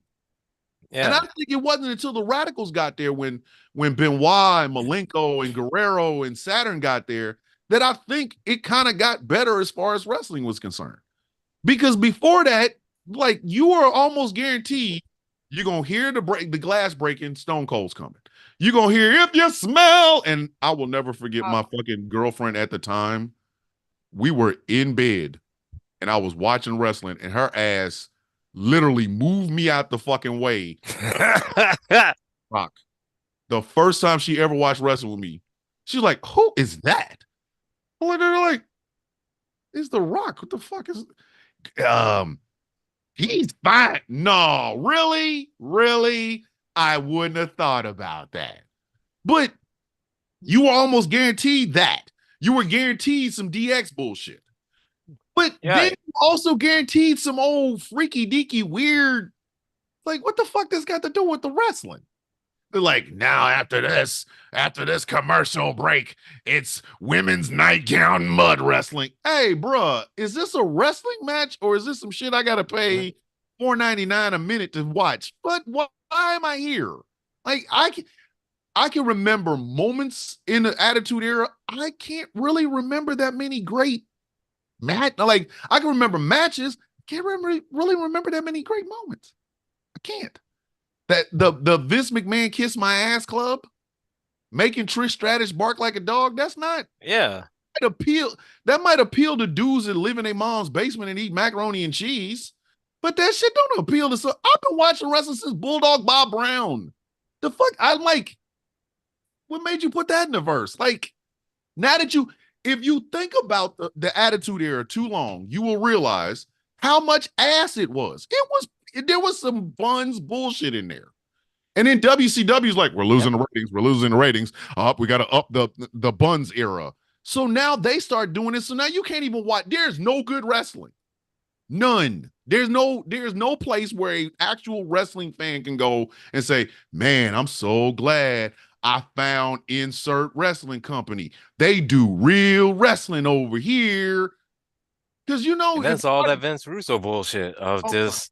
And then Russo took his bullshit from WWE to WCW and fucked that up too. That motherfucker he was HIV of the wrestling business. Like, your shit.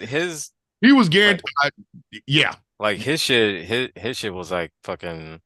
It was gasoline to the Attitude Era, because he's guaranteed. His whole thing was just was just shock TVs, just shock wrestling. And it's This like, press was that, this press this, that, and it was all just shock, but you would think, shock value. watch the shit that Vince Russo was putting on television. You would think this is the nastiest motherfucker on the face of the goddamn earth. This has got to be a perv. Like, you don't leave anybody near alone with him. Men, women, dogs, cats, kids, sheep, your fucking books, your phone. You don't leave nothing alone with Vince Russo. And then you meet him, it's like, well, you know, I married my no, it was hey, bro, I married my wife. Bro, I married my wife, bro. Elementary school, bro. The fuck? And I understand now more than anything, Vince Russo was being fueled by Vince McMahon. That was all Vince. Vince Russo would come.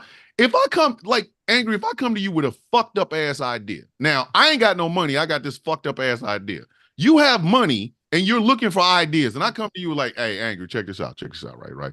We gonna have an electricity up your ass match, right? What we gonna do is surround the ring with lightning rods, right?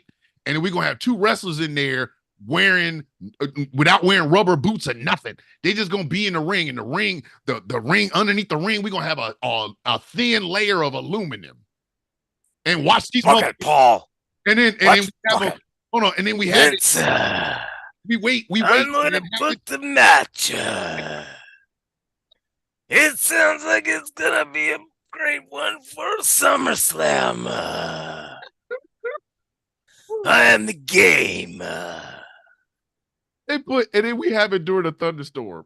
Nobody else will be in the arena. It's just two motherfuckers out there wrestling with a ring surrounded by fucking lightning rods and a fucking aluminum goddamn fucking ring mat and shit. Now, I could have that fucking stupid ass idea and nobody could give it to me because they'll go, hey, dude, you're fucking nuts. If you don't get your goofy ass out the fucking room, I'm gonna smack the shit out of you. Vince is like, book it.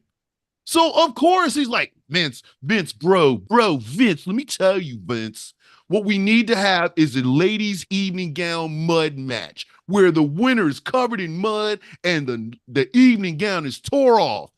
Now, bro, nobody wants to see the wrestling. Nobody's want to see They don't want to see the wrestling. They want to see. They only want to see is the problem, Vince.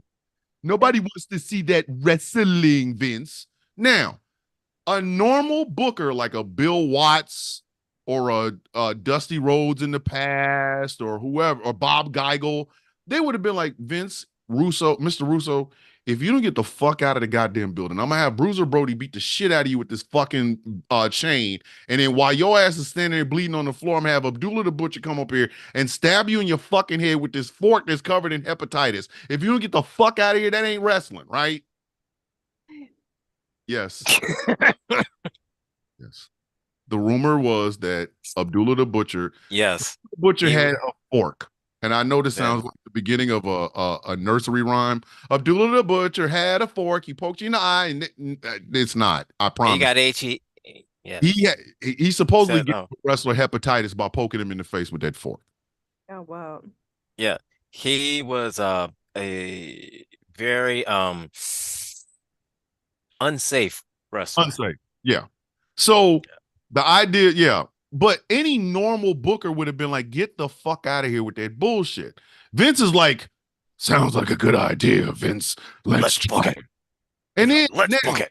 You can book it in the office. Now you got to go to try to find two women wrestlers who thought they were coming here for arm drags and headlocks and finishing maneuvers. Now they got to go and buy a fucking evening gown so they can jump their dumb ass into a pit filled with mud. And the only way to win this match is to tear the gown off. So now you're going to be covered in mud, buck ass naked, mud in your goddamn hair. You done spent money on the evening gown. You cannot get the fuck back. And all for the attention of pimply faced little boys who are just like, Mommy, it grew up a whole inch last night. Oh, Jimmy, that's so great. I'm glad to see that you're growing into your Fruit of the Looms. Who does this? Like, we had the Attitude Era was shit. I get it. There's going to be some people that's going to hate us for saying that. I'm sorry. Yeah. Now, tell me, It was, honestly, it was. it was shit. Somebody tell me, take away The Rock, take away Mankind, take away The Undertaker, take away Stone Cold Steve Austin, and take away DX. Tell me something else memorable about the fucking Attitude Era. There's nothing. It was ass. It was a 10-pack of ass fucking itself. It was horrible shit. And the sad part about it is, and I mean this is how bad this is. It was so bad that Tony Khan said, hold my beer. The only thing we haven't got is the wrestling and the titties out. That's the only the shit. No, there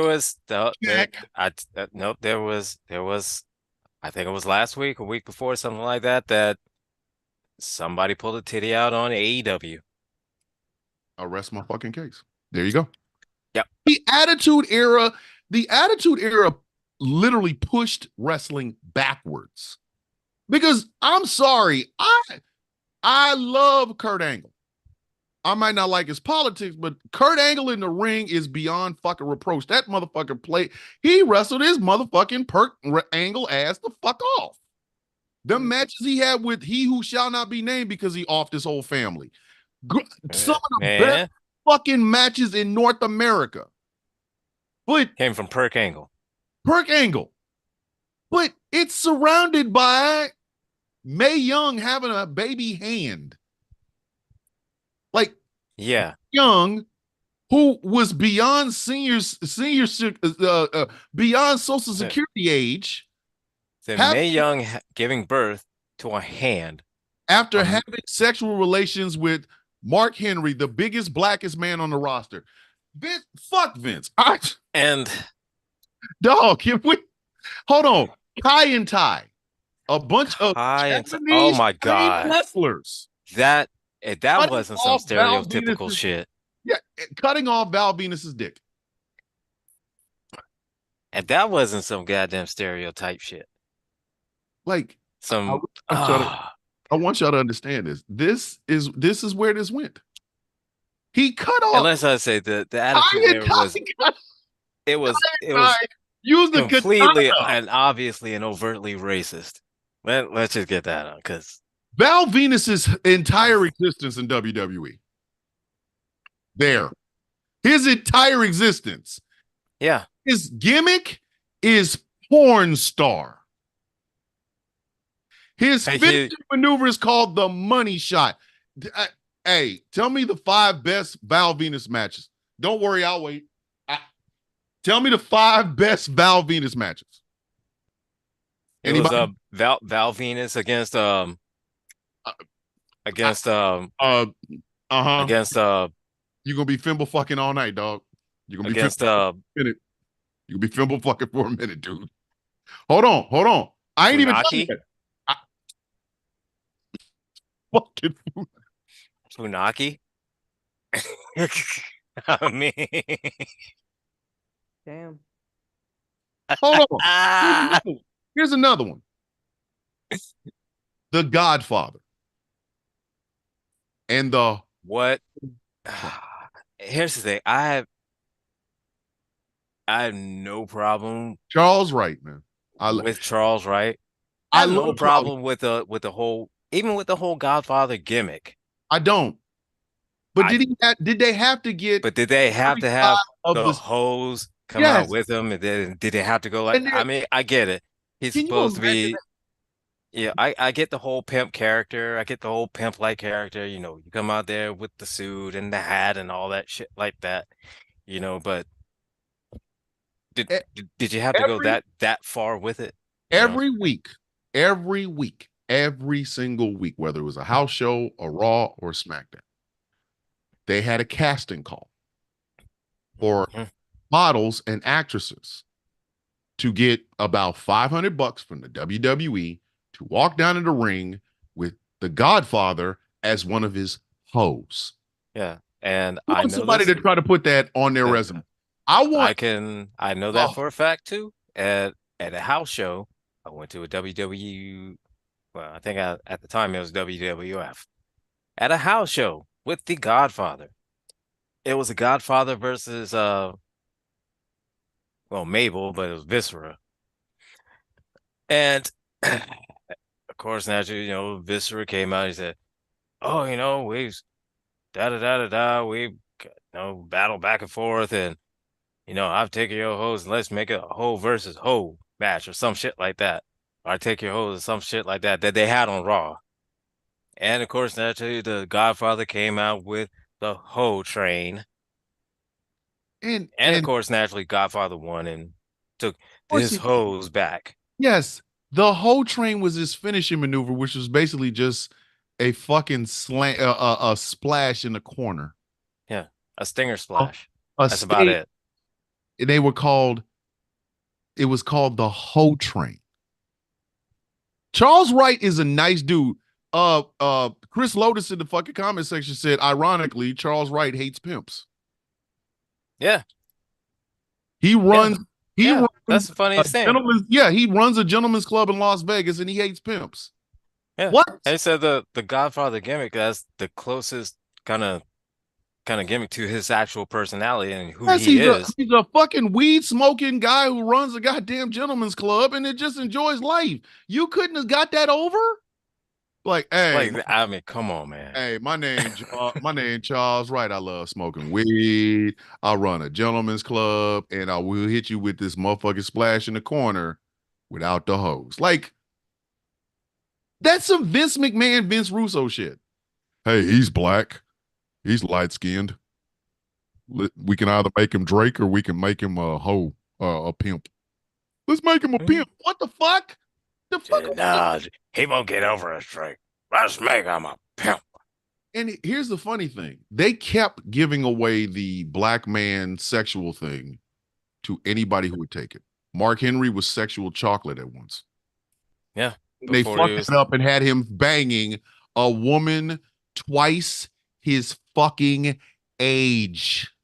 Mae Young was the same age my mother was when she died when she was doing this shit. Oh, Mark, I'm going to have sex with you. Stop. Like, that is elderly abuse.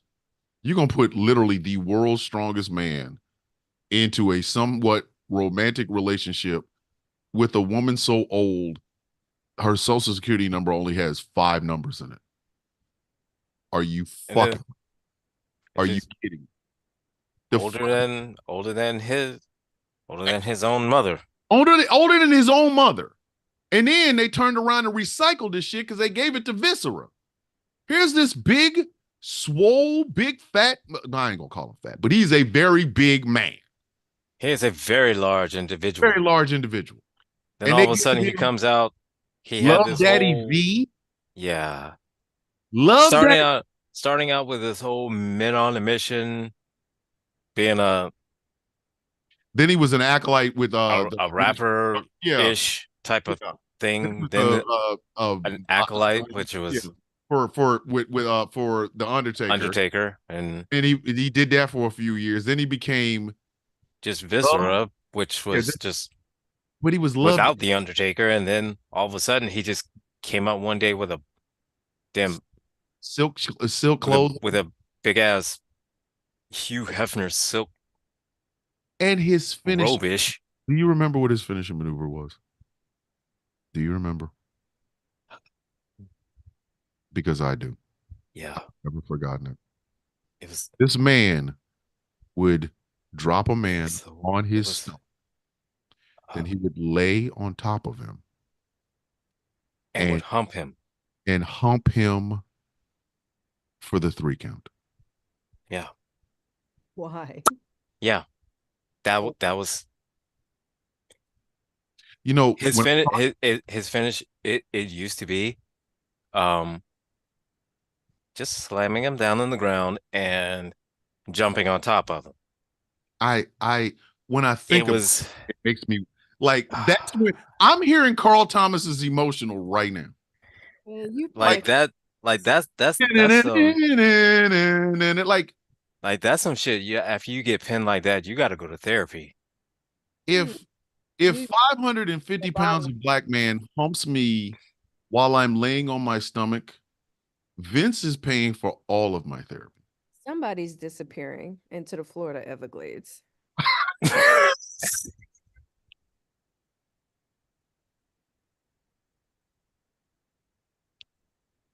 I'm just saying. Somebody's disappearing because you can't come back from that.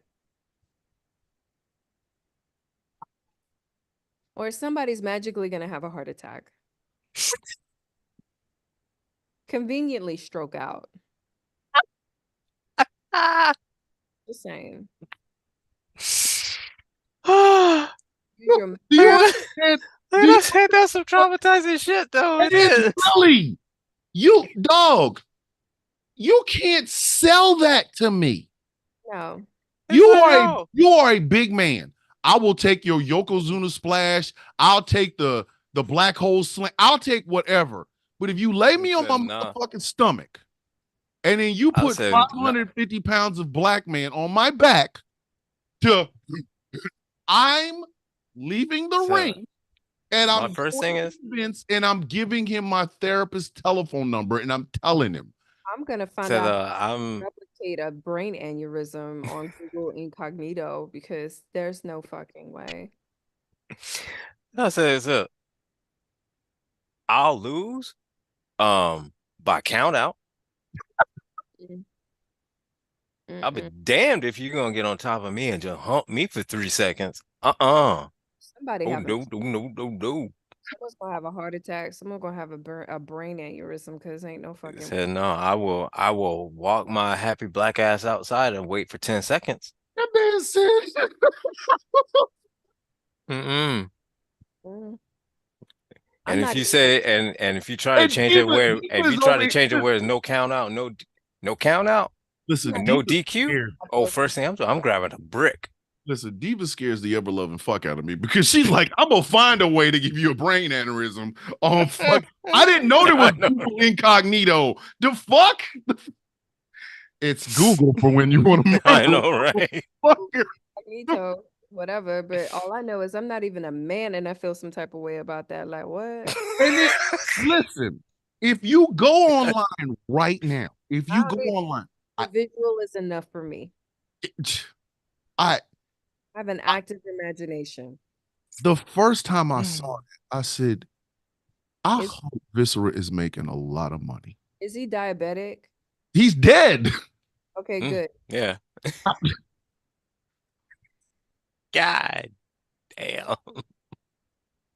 Because what kind of DL ignorant shit is that, man? I'm like that white boy teeth.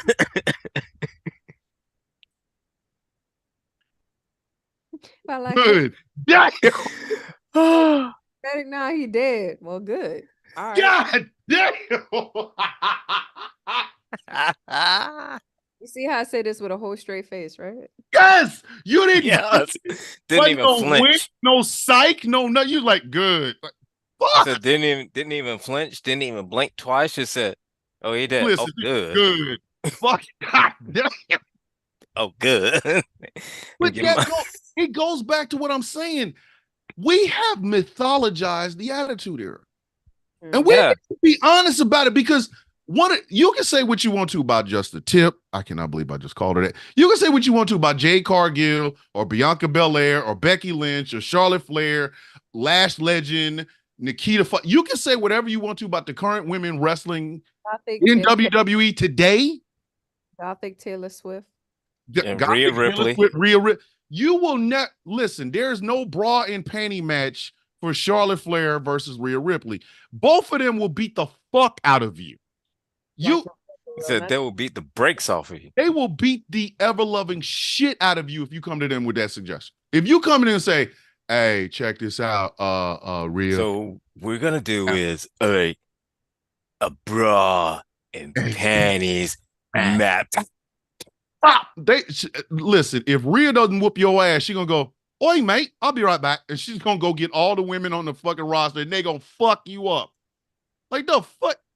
Listen, between Piper Niven and Nia Jax just cracking you in your fucking skull and stomping on your ass, you not getting no bra and panties mud wrestling evening gown match out of them. Same thing with the male wrestlers. the reason I love Bobby Lashley so much is because Bobby Lashley ain't no pimp. Like I once when I was a kid, I wanted to write my autobiography and it was gonna be called Searching for Ahmed Johnson. I don't know why I don't. I really need y'all to understand. I didn't have a crush on Ahmed Johnson in any way, shape, form, or fashion. He was just the blackest black man I had seen lately, and I was like, I'm gonna be that black. Like Ahmed Johnson just screamed oxtails and neck bones and collard greens and whooping your motherfucking ass in the street. Like Ahmed Johnson was like a motherfucker I grew up with. You know, his music, and I know what Vince was trying to do, but you I can't. always got the impression that Ahmed Johnson sounded like this after he finished every meal.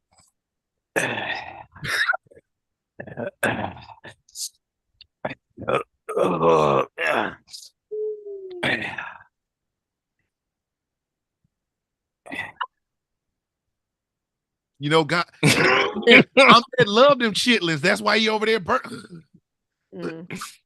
like Ahmed Johnson. But see, Ahmed Johnson was just like, it was like it was like a vein of blackness. You know what I mean? Like he couldn't wrestle for shit. Don't listen. Ahmed Johnson was not giving you no 60-minute Iron Man classics. Okay. Ahmed Johnson was going to give you 15 minutes of beating the fuck out of people, throwing them around, and then walking his greasy ass out the ring. Okay. And you'd be lucky if you got 15, because exactly. most likely it'd be around 5, maybe 10. And it's going to be the worst listen, it's going to be the worst it'd be the worst 5 minutes of your ever life. had in your fucking life. You could be like, listen, I know this is supposed to be choreographed. We've already established you're going to win, Ahmed. But could you please stop trying to give me a fucking CTE with a clothesline? The fuck are you doing? Like, there's no That's guy. Why when Ron Simmons came back off an injury, he beat his brakes off of Ahmed Johnson. Up. But I was always like, Ahmed Johnson is the black vein, but it's like unrefined. Like that's too much blackness. Like motherfucker, when your baby oil budget exceeds how much gas I paid or how much money I used to put gas in my tank, it's too much. And then I loved Ron Simmons, still love Ron Simmons to this day. But Ron Simmons was a football player, and I was never a football player. He could talk his ass off, but I didn't have the 3-second. I didn't have that, right? Mm-hmm. And here comes Bobby Lashley. And Bobby Lashley is like I said, Ahmed Johnson fucked and flew around and broke people's clavicles and shit so that Bobby Lashley could run. Okay, you know that I'm saying? Like that. I'm not playing. Ahmed Johnson gave people CTE so Bobby Lashley could run. Why some of these techniques are more choreographed. Yes, because Bobby Lashley knows he's a swole meat for no reason ass motherfucker. He understands it. He understands the power of swole meat. So he dresses like a motherfucking adult. Ahmed Johnson dressed like, listen, Ahmed Johnson was still rocking a fanny pack well into the 2000s. So look, Ahmed Johnson was still had on jogging suits. He had on jogging suits with fanny pack. Right? Like, you know, Bobby Lashley would come in with Armani suits. Yes, Armani suit is fucking watches a Philip Palik or whatever the fuck. Ahmed Johnson's watch is a watch. Like or a Timex. Yeah, like you couldn't date Ahmed Johnson because you already know he's gonna take you to some hood ass place that the only reason they're open on the Wednesday is because they got shot up last Saturday and it just took them that long to get, you know what I mean? And Ahmed and first thing Ahmed is like, they got some good neck bones. They got neck bones. I know, like you ever had real good neck bone? You gonna go down and go and play. Go have a good neck bone, and you be like, oh, okay, well, thank you. Bobby Lashley's gonna take you someplace very elegant, and the conversation is gonna be something, but he's gonna take you someplace where the food, very, it's a soul food kitchen, but it's a nice soul food kitchen. Ahmed Johnson gonna take you. Like you get in his car, first place, like his GPS says hood. Starting route to the hood. Like, yeah. And it's gonna be all kinds of like back turns and stuff, and it's gonna recalculating. Turn left, recalculating. Recalculating. Turn right, recalculating. the music Recalculating. allowed to have Lost a signal. conversation. Yeah. The music's gonna be too loud to have a conversation, so you're gonna have to sit there and let your feelings get shook out and your asshole fucking hurt because the bass in his backseat. Like, you know what I mean? Like he got Yeah. And it's gonna smell four, like 425 woofers in his fucking trunk and it'll two. smell like wop. It's gonna smell like fucking chitlins and mop water. Oh my.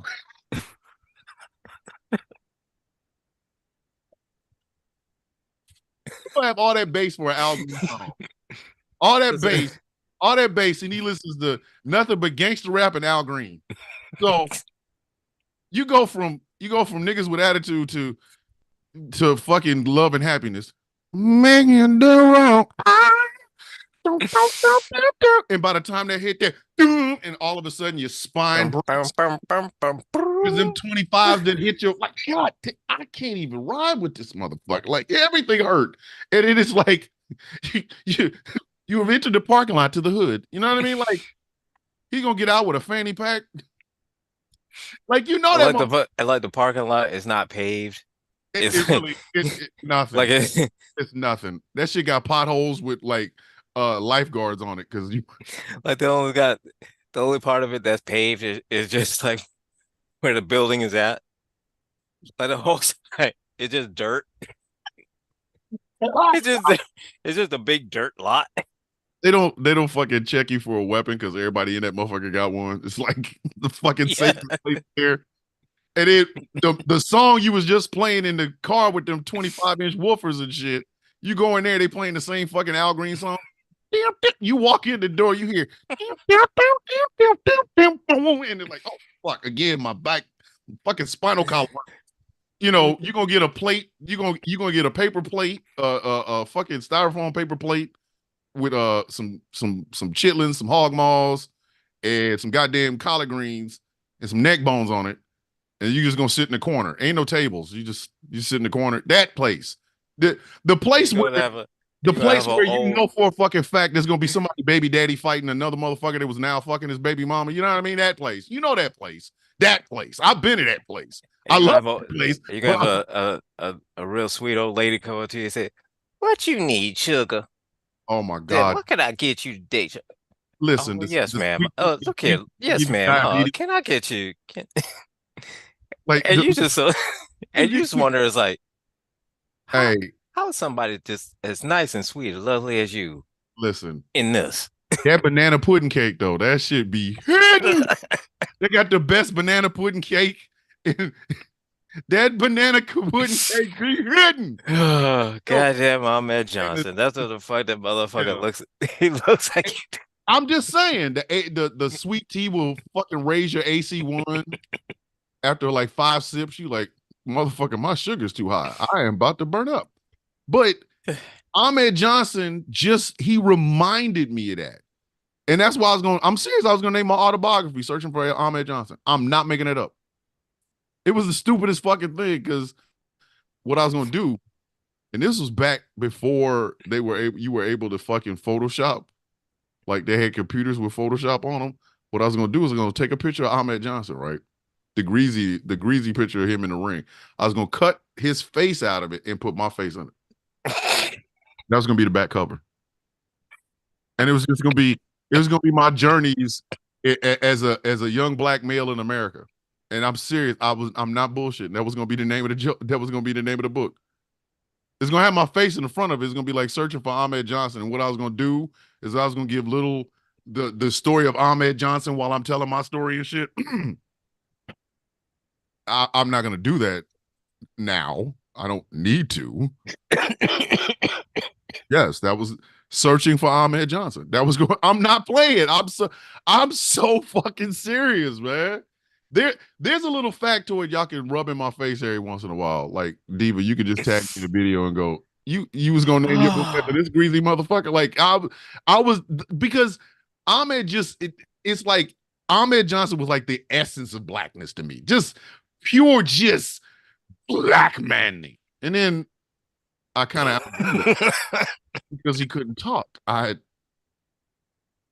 You can't name a book Searching for Ahmed Johnson and Ahmed Johnson can't like no.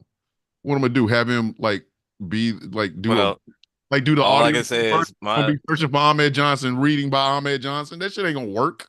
well, see, my I all I can say is my reasonings for liking Ahmed Johnson were just So you very had a cut and dry. Ahmed I'm black and he's black, and that was it. so you had a crush on Ahmed Johnson, huh? Did not have a crush. I had male role models. My uncle, my cousins, you know, shit like that. Drill sergeants that I met when I was in the army when I was younger and shit. So Ahmed Johnson was just one of those people. He was a role model. you had a crush on a dude whose nipples are the size of a $50. I hate it here, man. God damn it. I'm trying to be vulnerable here. I'm really trying. And she Oh, out my here just bad. Okay, my bad. We could be vulnerable. I mean, I'm looking at these man titties like, whoa. I got nothing. I don't Oh shit, he looked like he ate another person. God, now He he does now, does. yes. He does now. Ah. I'm talking about Ahmed Johnson in the WWF. I ain't talking about Ahmed Johnson now. What the fuck? Wow. Oh, He looked like oh, a sweet guy. baby Jesus.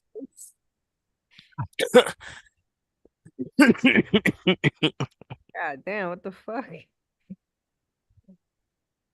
What happened? Wait, he ate somebody.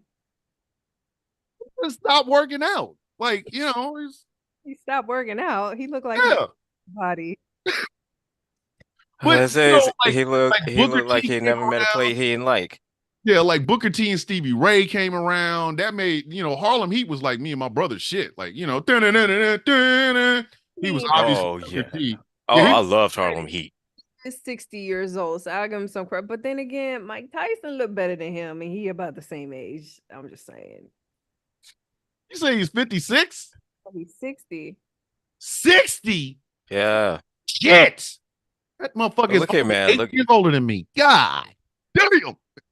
Fuck. Dude, Looking at that dude, triple threat, you like, saw God, when Hmm. bro, we saw when he was in WCW Yeah, that and he already yeah. started looking like a zero. It looked like Like because they he called started him ballooning up and he started yeah, they called instead him of Big T. yeah. Yeah, they called him Big T. He looked like he ate Ahmed Johnson. Like yeah, I mean, the body caught up with the titties. Yeah. like seriously, this is why I keep saying she's like mom's favorite And child. We're sitting here being goofballs and shit, and here she comes just out of nowhere.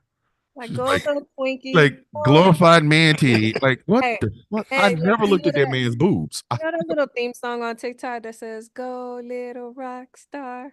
Yeah. yes. It's like "Go little Twinkie." More like big Twinkie. I mean, he was already a big dude in his prime, but like, Yes, he was a fuck. Yeah. Oh, that motherfucker. When I tell you, and Let's the see. thing about it was, he was the only black face in WWE at the time. I think Yeah. For a long for a for fucking a long while. time. Yeah, for a Well, for a while. while, he was the only blackface that was there. And then It was like when the WWE traded in Lex Luger for Ahmed Johnson because Lex Luger left and then Ahmed Johnson showed up yeah, shortly after. I was like, oh wow, y'all did an upgrade. Damn. yeah, because it was like almost Twice like his size Coco and black Beware. as It a was motherfucker. oh, Coco Beware was there for a time, and then when Coco Beware so left, and then Ahmed Johnson popped up. got big Ahmed. That was like the 2012 picture that I saw of him. Like that's Yes. Twinkie. Yep. Then there's the 2023 version of him. He lost weight. Well, I mean, you know, He lost. congratulations. Yeah, he's 60. The motherfucker, listen, you can't eat mama, you can't be eating that banana cake pudding all the goddamn time. Sometimes you have to go to a gym. The fact that he's 60 and he's still alive is impressive for a black man. Yes, there you go. Yeah. See, and it wasn't oh my god, I have a crush on him. It was more along the lines of this motherfucker, Ahmed Johnson can never, ever, and this is where I came from. This is what I was like, yeah. It's like Ahmed Johnson could never go into a fucking anywhere and try to act like a white dude. Well, I tell you this much. No. If it wasn't for the fact that I looked him up and I would have saw him first, and you said, "Oh, he was a pro wrestler," I said, "You a motherfucking lie. He must have ate a pro wrestler. He ain't no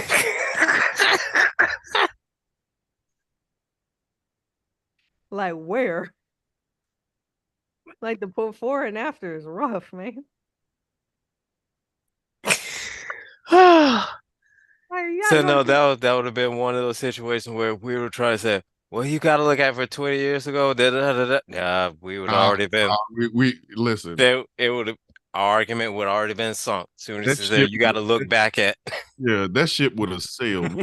Walking around here with hats on, just surprised he made a jersey this big. what?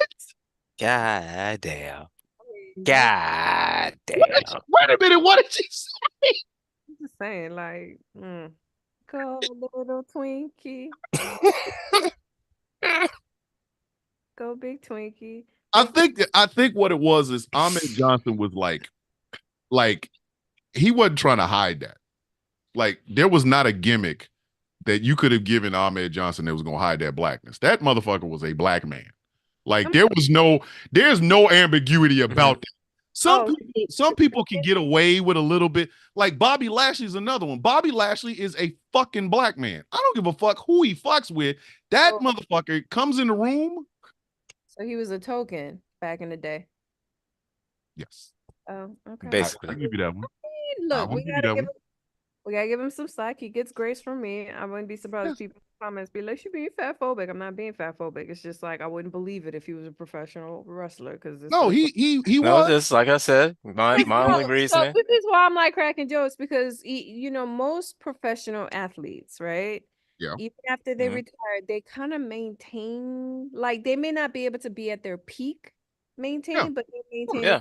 like homie looking like he interviewing for Santa Claus. Listen, he was like, hey, fuck it.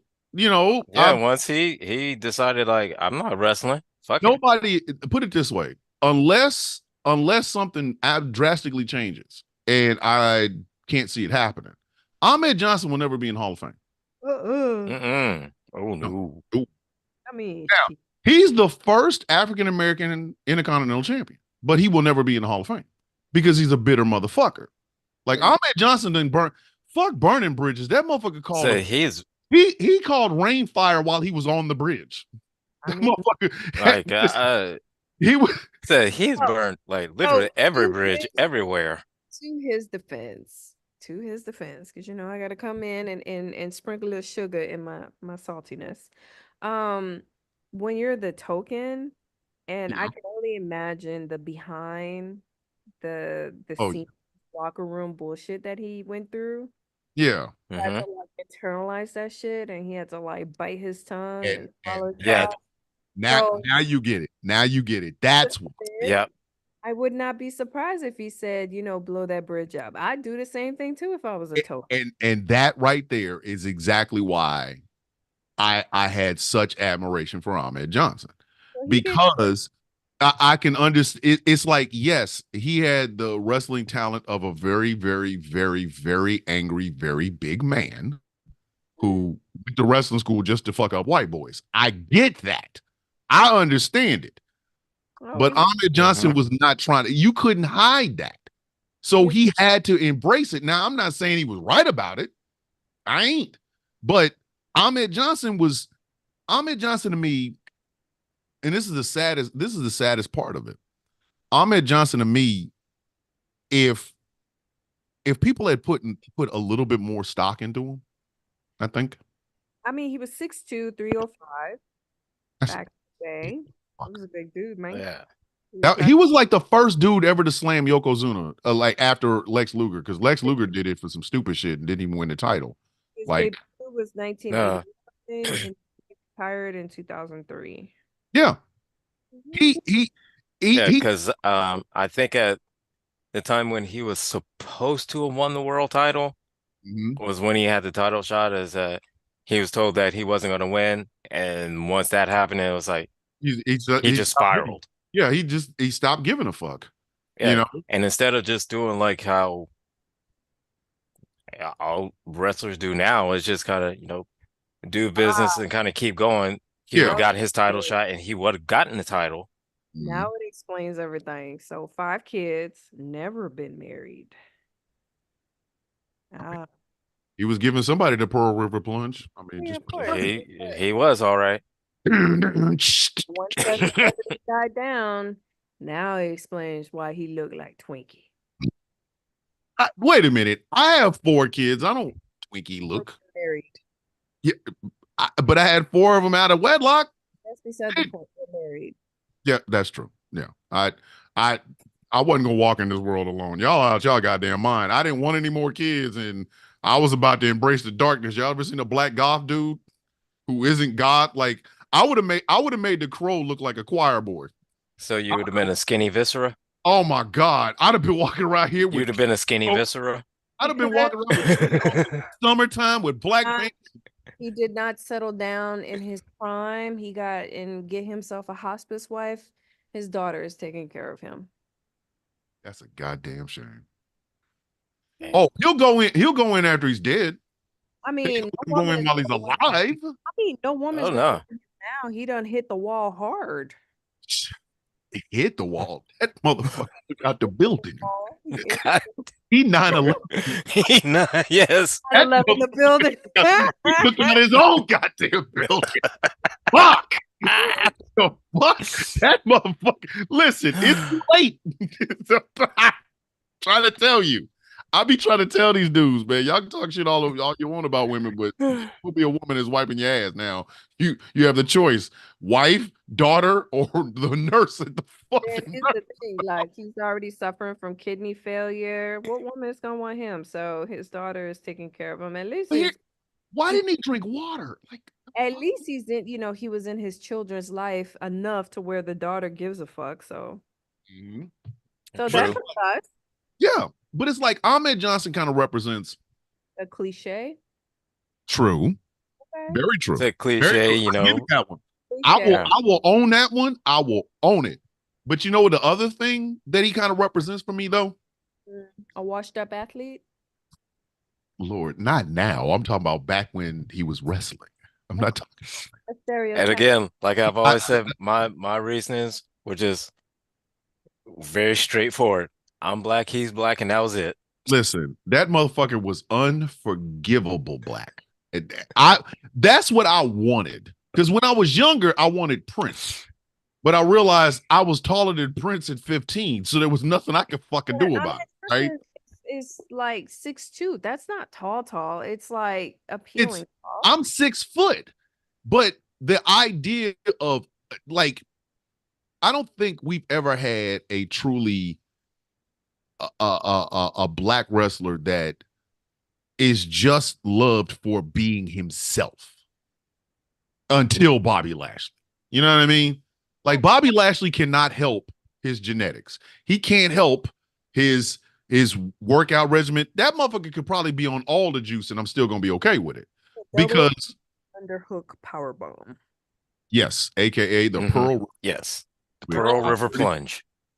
It's like that like Ahmed Johnson was unforgivable black. Like that motherfucker, like he come in the room is like, yeah, you cannot mistake him for a white dude.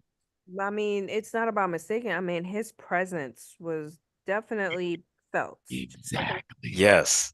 That presence. A lot, and this is where I think a lot of men, particularly black men, we go wrong with that shit. We don't have that presence. Like you and no wife. Like I have the presence that I will sit and I'll have a conversation with you regardless. But you're not about to have me out here dancing on tables for chicken. You out your motherfucking mind. Like my dignity is worth a lot more than that. And that I can give, regardless of his lack of wrestling skills or his, eagerness to just throw people the fuck up and break everything inside of him. I could give him that idea that, all right, motherfucker, I'm gonna walk in this room. So what is he doing now? Because like the last known, he's probably just still alive. in a rehab. Okay. He's still alive. He's probably just in a rehab someplace. Nah, yeah. He has kidney issues. Oh, he's probably so he's probably either at home or at a rehab or at a nursing home or something like that. I wouldn't be surprised if the daughter stuck him in a nursing home. But do I you see now why I can't have Swerve Strickland being buried? I can't have Trick Williams being the pimp. Like I gotta have Bobby Lashley continue to be Bobby fucking Lashley. I mean, Because I can't I refuse to put my heart and soul. Like I love the New Day, and you know why I love the New Day the most? Because they're goofy. They're three goofy grown men with Well, wives and kids and shit. They just having a great time. I'm glad with Oh, it. you know what's unfortunate about this dude though? Outside the fact that he was a part of a class action lawsuit in 2018, he retired in 23. Yes, he was bitter, he was salty, he was angry, whatever. He should have kind of given back and been some type of mentor. exactly. Yeah. And that's where that bitterness, he could have And taken see, and really been, because there's a lot of well, wrestlers see, trying to that learn. bitterness is why he didn't win the title. Well, he could have been a bookie or a broker or whatever that dude that manages wrestlers or whatever the case may be. Since he was a wrestler, he understands the inner Could working. have. He He could have, yeah, but his Did a lot bitterness. with his time other than piss it off away and then get participating in the class. We know he broke. Yeah. So Oh, he is. I have no doubt in my mind he is. But it's mm, like he was like the first, and I've been watching wrestling for years, and Ric Flair always got the style and profile. Dusty Rhodes basically had got a chance to do, the blue eyed Thor, like motherfucking Dusty, you sound blacker than me. If you don't stop that bullshit, 345 pounds of blue eyed Thor, baby. Like, hey, Dusty, enough. All right. And we love that shit. But the black wrestlers we were getting was like Rufus R. Jones. Perfect they, example with the what pork chops. what I got, happened to don't let me hit you with Yeah. these pork chops. Like, hey, why do you gotta hit? Why can't you just say, don't let me hit you with this fist? Why they gotta be pork chops and ham sandwiches and cornbread? What the fuck is that? was Like it So black with the wrestlers when they retired? They just disappear into obscurity? a lot of them some do. of them do. Yeah, Some a of lot them of do. them do. Some of them they like work behind the scenes, Like who? like producing matches, shows, Devon talents, Dudley, stuff like that. yeah, Devon Dudley works behind the scenes. Some of them open their own wrestling schools, Mm. stuff But it's like like, that. think of all the wrestlers, and that's why I said Ahmed Johnson was just a different cat. Like I liked, perfect example, Iceman King Parsons. Loved Iceman King Parsons. Loved him. Absolutely loved Iceman King Parsons. There, hey kids, for those of you who are listening and watching, go look him up. Iceman King Parsons. He was there with the Von Erichs, so there's that. Like, but those are the wrestlers, the black wrestlers that stood out to me. They weren't the, hey, I'm gonna hit you with the super train. If you don't stop, I take that see for me, off, I'll see fuck. for me coming up, the black wrestlers that was around were like Junkyard Dog and Ron Simmons, Exact. Ron Hacksaw Simmons Butch was another one. Reed. Yeah, Hacksaw Um, 3 was another one. Like with and Junkyard then Dog, it was just like and he would and come out thing yeah, and I have mean the thump thing on his is ass. with going with them and then going to Montez to Ford. Ahmed and then with guys like the New Day and the thing reason why I truly I love the New Day is simply because is this until the New Day being a blurred was heavily frowned upon. Mhm. And here they are, I Wow. will happy, proud, and happy, listen. proud, and out just blurs. And Ahmed they Johnson ran. Ahmed Johnson stumbled and fumbled and shit because Kamala walked. I will Wow. yeah, never ever fucking forget that. Kamala, the wrestling community, the wrestling world owes me more than Kamala. They do. I'm sorry. I Kamala and Akeem the African Dream will never be forgotten, and not for a good thing. Kamala, I didn't realize that shit was an act. I didn't realize that was a motherfucker from Mississippi. I didn't realize it Kamala either. from Because fucking Mississippi. because Fuck. Kamala, I had issues with Kamala, Slick, Oh, fuck. Hakeem, the African Dream. I had problems with him. When I Seven. had Slick put problems with himself next to that Abdullah the motherfucker, Butcher. I had problems with I Abdullah the so Butcher. had I had problems with Abdul. I had problems with Abdullah the Butcher until I found out that this motherfucker lived in Atlanta and had a barbecue shack. I'm like, excuse me? He did 72 years old. Is he still alive? who? Nice man. Yes, he was just in the Dark Side of the Ring on Chris Adams, which by the way, we need to do that one day. We need to just Oh review yeah, we need to talk about some Dark Side of the Rings yeah, because because there's some fucked up ass stories in there. Debuted in 1979, retired in 2005. Man, he had a really long career. Yes. yeah, I loved Iceman was another one, but they would give him the gimmick, and it's like, hey, the fuck. Is he married?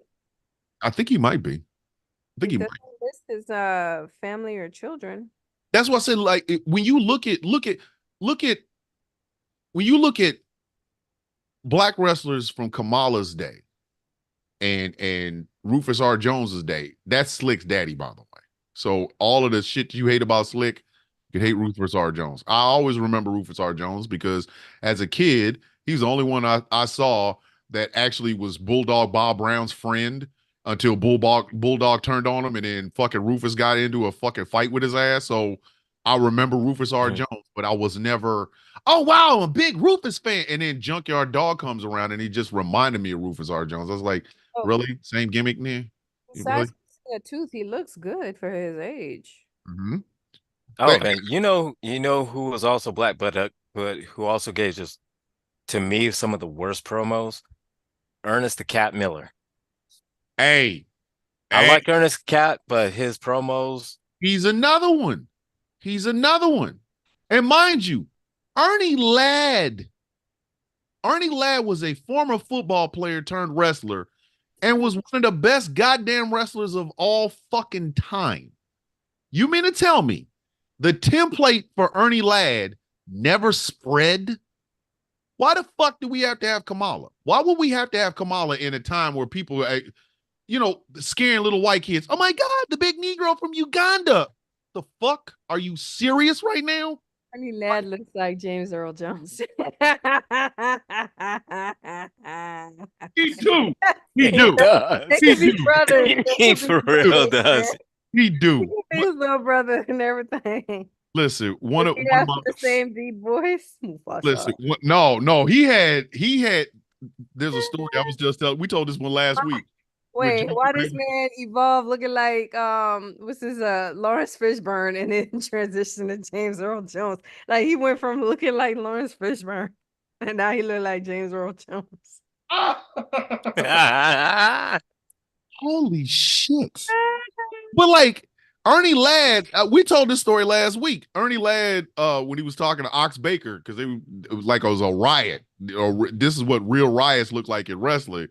Ernie Ladd is the baby face, and fucking Ox Baker, this big ass white dude, I is know, is no, the heel. So no. Ernie Ladd is laying in the ring and he's going, Ox, the natives is restless. What are you And talking Ox, about, baby face? He ain't got no damn baby face. no, not a baby face. He was the baby Said face that. versus the heel. That's the good guy versus the bad guy. Like that dude ain't got no baby face. He doesn't So have no, we're not talking about him having an actual baby face. We're talking about actually his having a role. His role is the well, baby face. the baby face, the good guy. So Ox Baker was the bad guy, and he was in the ring with Ernie Ladd's fucking tag team partner, and these people in this goddamn arena were getting ready to riot. So Ernie Ladd laying on the ground, and he's telling Ox, he's like, Ox. This is a Jim Cornette story. I'll find it. I love this story. He's like, Ox, the natives are restless. And then Ox Baker says, just a little more heat. Just a little more heat. Just a little more heat, Ernie. Just a little more. So they keep going. Ox Baker continues to beat up on fucking Ernie Ladd and his goddamn tag team partner. Ernie Ladd says again, Ox, the natives are restless. And he's like, just a little more heat. Just a little more heat. And they had to come because the fucking people were getting ready to jump in the ring and beat the shit out of Ox Baker. And Ox Baker goes in the back and says, there was too much heat. No, there's Ernie Ladd said there was too much heat. So he played for the San Diego Chargers before he started wrestling. Yes. As I said, he was a professional. Why wasn't fucking Ernie Ladd the template for all black wrestlers? Because he was light skinned. I don't know.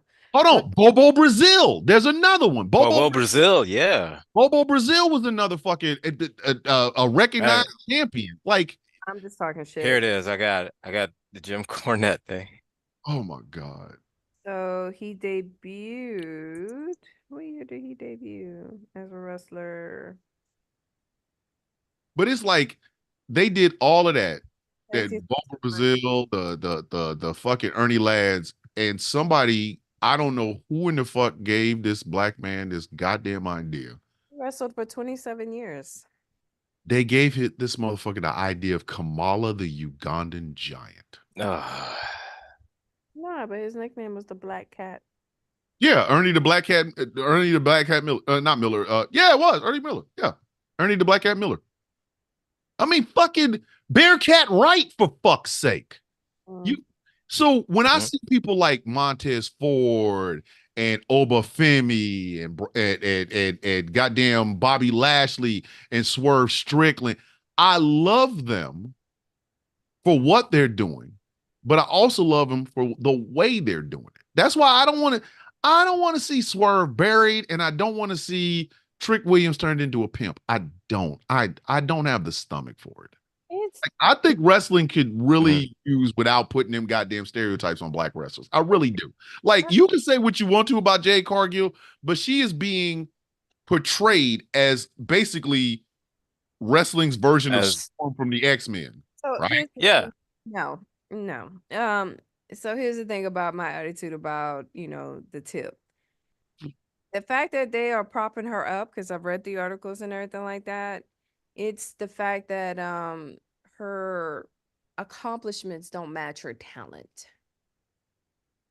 Not yet. Go again. Hold on, wait a minute. No. I guarantee you within a year, you'll be like last time. You said that last year. She just got Didn't we pull her record? Yes. No, just saying. Like, do you Hey, what no, what do we used to tell soldiers? Trust the process. You gotta trust the process. All right, come on now. You gotta trust the process. I'll say as the kids say, let them cook. Yes, let them cook. They are literally still preparing her. By the time she's done, I can guarantee you, she's gonna be one of the greatest fucking female wrestlers of all time. Let her cook, huh? Yes. She gotta be cooked. The thing is, she's got to unlearn the bad habits that she's got from AEW. She's got to unlearn the bad habits first. Now we say them three letters, I get my fucking sphincter just closes the fuck up every time. God, just hey, fuck up. Like I don't want anybody to think I hate AEW. I don't. There's so much potential in that company, and it's being ran by a dude that doesn't know what the fuck he's doing, and two other motherfuckers that don't know what the fuck they're doing. And it just see, we're talking about a motherfucker that fell flat on his back after being punched in his stomach. We're gonna let just a tip cook like a pot roast. I'm gonna let her cook like a pot roast. Yeah. She is a You have to look at her as a gumbo. Okay, it's gonna take a whole lot of different fucking ingredients. You're talking to somebody that knows how to cook. Gumbo takes 45 minutes to an hour to cook. Pot roast takes 14 to 18 hours to cook. Okay. All right. So we'll call, instead of calling her just a tip, we'll call her pot roast. She gonna never live out that just a tip until you haven't even bought the pot roast for the store yet. Even like, I want pot roast now though. The pot roast has been the pot roast. Like it was at what time the pot roast is going to be done. I mean, you went to somebody else's house and had pot roast, and you weren't really, impressed by their pot roast, but you did say, hey, at least they know how to cook. Well, now you went and bought your pot roast, and you got to let it cook. You know what? She's been cooking for 5 years, and her accomplishments don't match her acumen. That's the thing that has me unimpressed. Are you saying that the cut of meat is bad? The Uh-oh. seasoning, the Or spice, the preparation, or I can say everything. this, or maybe this, because of how Tony Khan did Cooked. all the shit to her in AEW, it has fucked her up. And to Tony, which now she's gotten into WWE. She's gained the reputation from being in AEW. you ever meet a motherfucker that only has salt and pepper to season some shit? As That's Jay- Tony Khan. Yeah, that's Tony Khan. Yeah. It's Tony Khan. He only has salt and pepper, and he puts too much salt and pepper in his shit. So even Like though his Tony Khan breakfast is cereal good got too much is too much got his breakfast cereal has too so much salt and pepper in it. You're like, what the fuck? Who puts salt and pepper in breakfast food, fool? but Now, to me, I say Tony Khan because Thomas has asked me, I think you texted me like what last week or something about but what Tony Khan thinks he's doing. I said I think he's trying to get a job at WWE. I Yeah, think it's like this. Tony Khan is good at he's good at making stars for the WWE. got you text that to me. I did. I completely forget. I remember that. I'm like, what the fuck is Tony Khan doing? He's trying to put in his resume. So it's like this. He did a good job at getting Jade enough popularity to where WWE noticed her. He cut the meat. He cut no. the meat. So He her no, popularity, he got her popular enough to where WWE noticed her and Yeah. signed her. but she is meat that's thrown in a pot with just random shit doesn't even give time to marinate. No, Not no. Mm, not spices. no. Not my whole attitude about why I give this particular wrestler a serious side eye is the fact that how you gonna come right out the gate, just run it right out the gate, championship after championship after championship, and then when you watch the fight, it's like the math ain't mathing, the audio ain't matching the visual. That's You know? that's And it's Tony like, Khan. let her cook, That let her cook. that's Like, remember the first time you introduced me to Jay? yes, the And very you were like, first time. oh, but yeah. she's a rookie. She's new. You got to give her a chance. She's new. And I kept hearing that shit. I kept hearing that shit. And I said, you sure? I was like, what is your definition of new? What is your definition of She a rookie? she is still new to the Your WWE. definition, WWE. But guess what? She's not new to wrestling. No, and that's why she does know the root. She knows the rudimentary moves, holds, things like that. Early. But see, the thing is, she's got too many bad habits. Thank you. Thank you. And the thing Yes. is that she has to unlearn those bad habits. You know Mm-hmm. what? For someone as young as her, and for someone who is still like new-ish, she's not veteran status, but she's not rookie. No, She's No, established. right, So correct. for her to establish those bad habits tells me several things as a casual observer, but someone who has worked in a very technical profession too, to be exact, where you have to know the basics and you have to know the fundamentals. Yeah. It looked Mhm. at this statuesque person who has a lot of potential, who has presence, right? I'm not going to deny that. She has a lot of presence. She is a very athletic individual, but instead of um creating those foundations, instead of training her properly with the proper fundamentals, I just threw out here and be like, bam. And since you gentlemen have already taught me that the game is rigged and they already have a predetermined winner regardless, and it's just all show, Yes. I Mhm. just don't view her as credible. She's strong, she's athletic, she's Mhm. gorgeous, she has presence, Uh-huh. she's popular amongst the younger audiences, which attracts more viewers to, you know, the federation. But as a casual observer, as a casual Yeah. watcher, I'm Uh-huh. just not impressed. This is why the Okay. negative, just the tip Okay. is there, because my thing is I would have way more respect for her as an athlete if she started off like, okay, she lost a few, she won a few, she lost a few, she won a few. But when you pull her record to combine with AEW, she has a near undefeated record. And then so how you gonna have an undefeated record going against seasoned veteran wrestlers and your fundamentals is hot trash. It all comes down to this. In AEW, she learned how to do the moves. In WWE, she's learning how to tell the story. So you know what she reminds me of? A private, fresh out of basic training. Yes, Oh, yes. and then Yeah. told, hey, you're gonna go to drill sergeant school.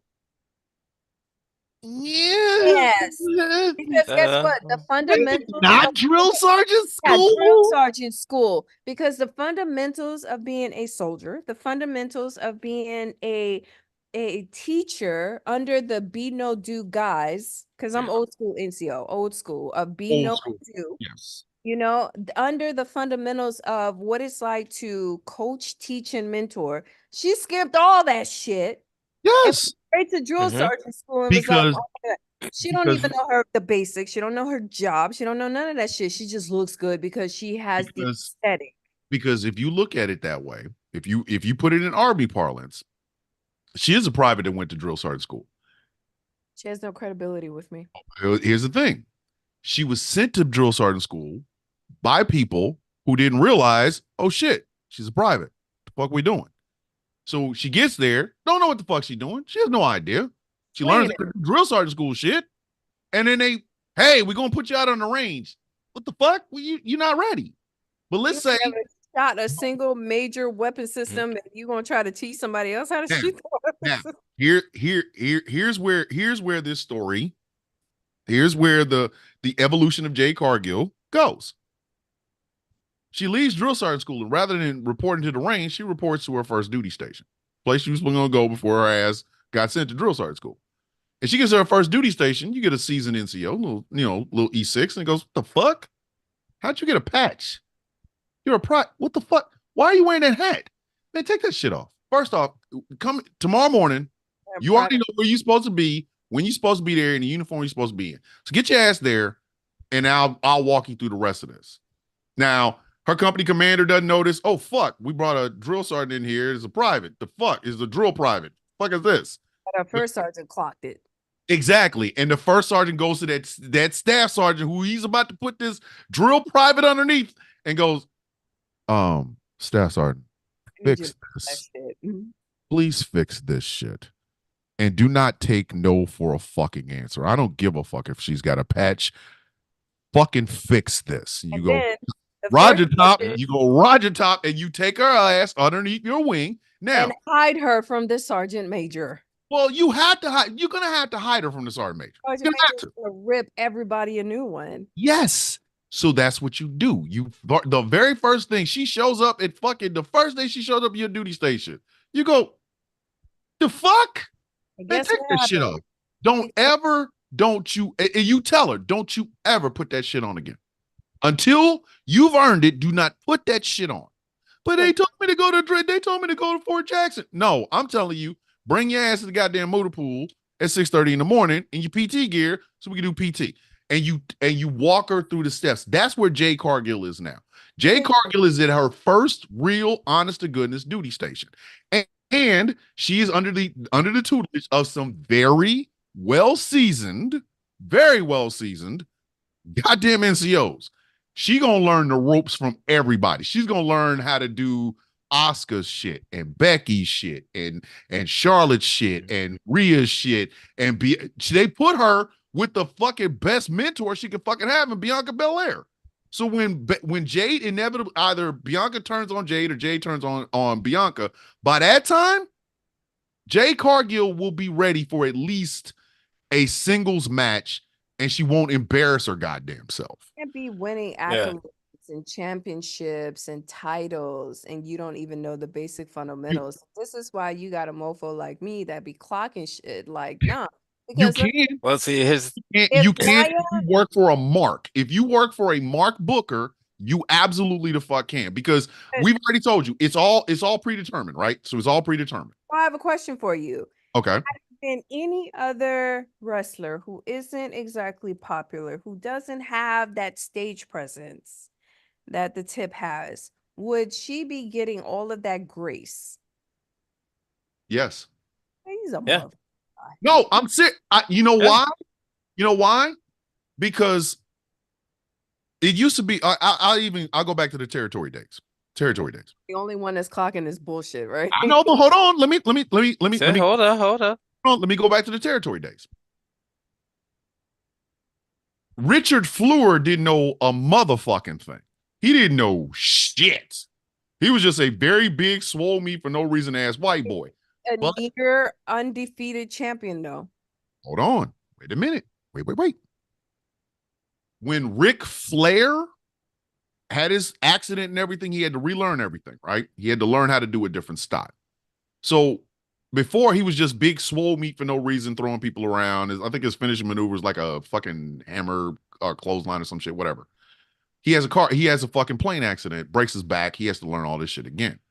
By 1976, he was wrestling Harley Flair for the world heavyweight title. Now, was it all predetermined by the territory bosses? Yes, but they realized he had learned enough.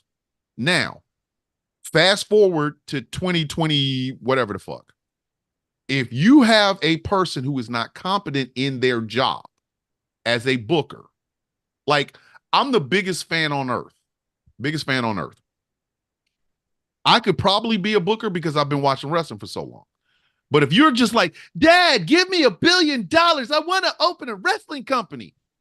And you see this statuesque ass woman who wants to get into wrestling, who tried out for WWE. She didn't get in. So we'll bring her over to AEW. With a Mark Booker, you get what Jade Cargill's gotten for the past 5 years. Yes, she is over. The reason she's over in WWE is because of what people can see she's going to be. In AEW, they didn't know what the fuck they had. You It know, was just a powerful ass black woman. the more you talk about this chick, the more I learn about her, the less credibility she has. Because you Oh. didn't tell me that she had tried out for WWE, got rejected, and that's the only reason why she went to AEW. And then because the CEO of AEW just happened to be the son of WWE CEO, that's the reason why she got over there. That just makes it even more worse. No, because Tony Khan is the son of Nick Khan and Tony Khan are not related. They're not related. Don't Nick do Khan that. and Tony Khan are not related. Whatever the case may be, it just makes it even more worse. Tony is a mark. Tony Khan. Here's the thing. Because Tony's a mark. Let's just Tony Khan. He is a mark, and that's true. Jay did try out for WWE. She didn't get it. Tony signed her. For whatever reason, Tony signed her. So let me get this And straight. he made her popular enough to where WWE wanted to sign her. She applied to the Ivy League, got rejected, and went to community college. Yes, and in community college, they fucking handed her a fucking 4-year degree, even though she was only been there for 2 years. Right. Yes, Yes. So, As not and that whole story, that story like that of somebody applying for WWE, get rejected, going on the indies, going on and then applying again and then getting it. That's not unusual. it isn't. I'll And take and that. Tony Khan has so much potential over there, and we're not talking ex WWE talent. We're talking about homegrown, fresh out the box. They've been there since day one talent. He's got Sammy Guevara, who if Sammy Guevara, put it this way, if Sammy Guevara was to leave AEW and go to WWE, he'd be going through the same thing. They would look at the fact that, oh shit, this is Sammy Guevara, the Spanish sex god from AEW, but you're gonna see his bitch ass on goddamn NXT for years. You'll see him on NXT for at least 2 years. At least. The story you told regarding the other dude does not even compare to the fact that it's one thing to, like, you start off, you fight some low level wrestlers, you fight some more, you win a couple, but they're not title matches, they're not championship matches. You fight and then you get up there. Like the story that you told, dude climbed, got there, and he won the match. Every record, every match that I pulled in regards to what the Tip has fought in, they've always been title matches or some type of high profile match. And I'm like, okay, here's another one. Okay, here's another example. Here's a perfect another example. And you can look this up because we ready to end this shit, but you can look this one up. Bill Goldberg. Ho, Bill Goldberg. the most overrated wrestler. The mo In my if opinion, the most overrated of all time. if you call Jay Cargill just the tip, Bill Goldberg is still in his pants. They gave that motherfucker a win streak like you would Like, not believe. Seen him before. Yeah. and His literally every one of his matches was just it was is the exact same. same. It was the same 6 moves. The only person in those early years of Bill Goldberg's rise to actually give him a match was fucking Steven Regal or William Regal. Former. I think at the time he was Steven Regal. Yep. Well, Steve Regal. So he used to play football too, and he's still wrestling. For the Atlanta Falcons. Atlanta Falcons, yeah. Now, The where second he that was Atlanta Falcons player, and Yep. he's 7 still wrestling. yes. Yep. Now, Bill Goldberg is if we get a Bill Goldberg push with more fundamentals and more ring psychology fucking thrown in out of Jade, I will be the happiest motherfucking man on earth. Oh, what is this? Geriatric wrestling? That's put Bill Goldberg. There's like a geriatric division. No, that's not a geriatric.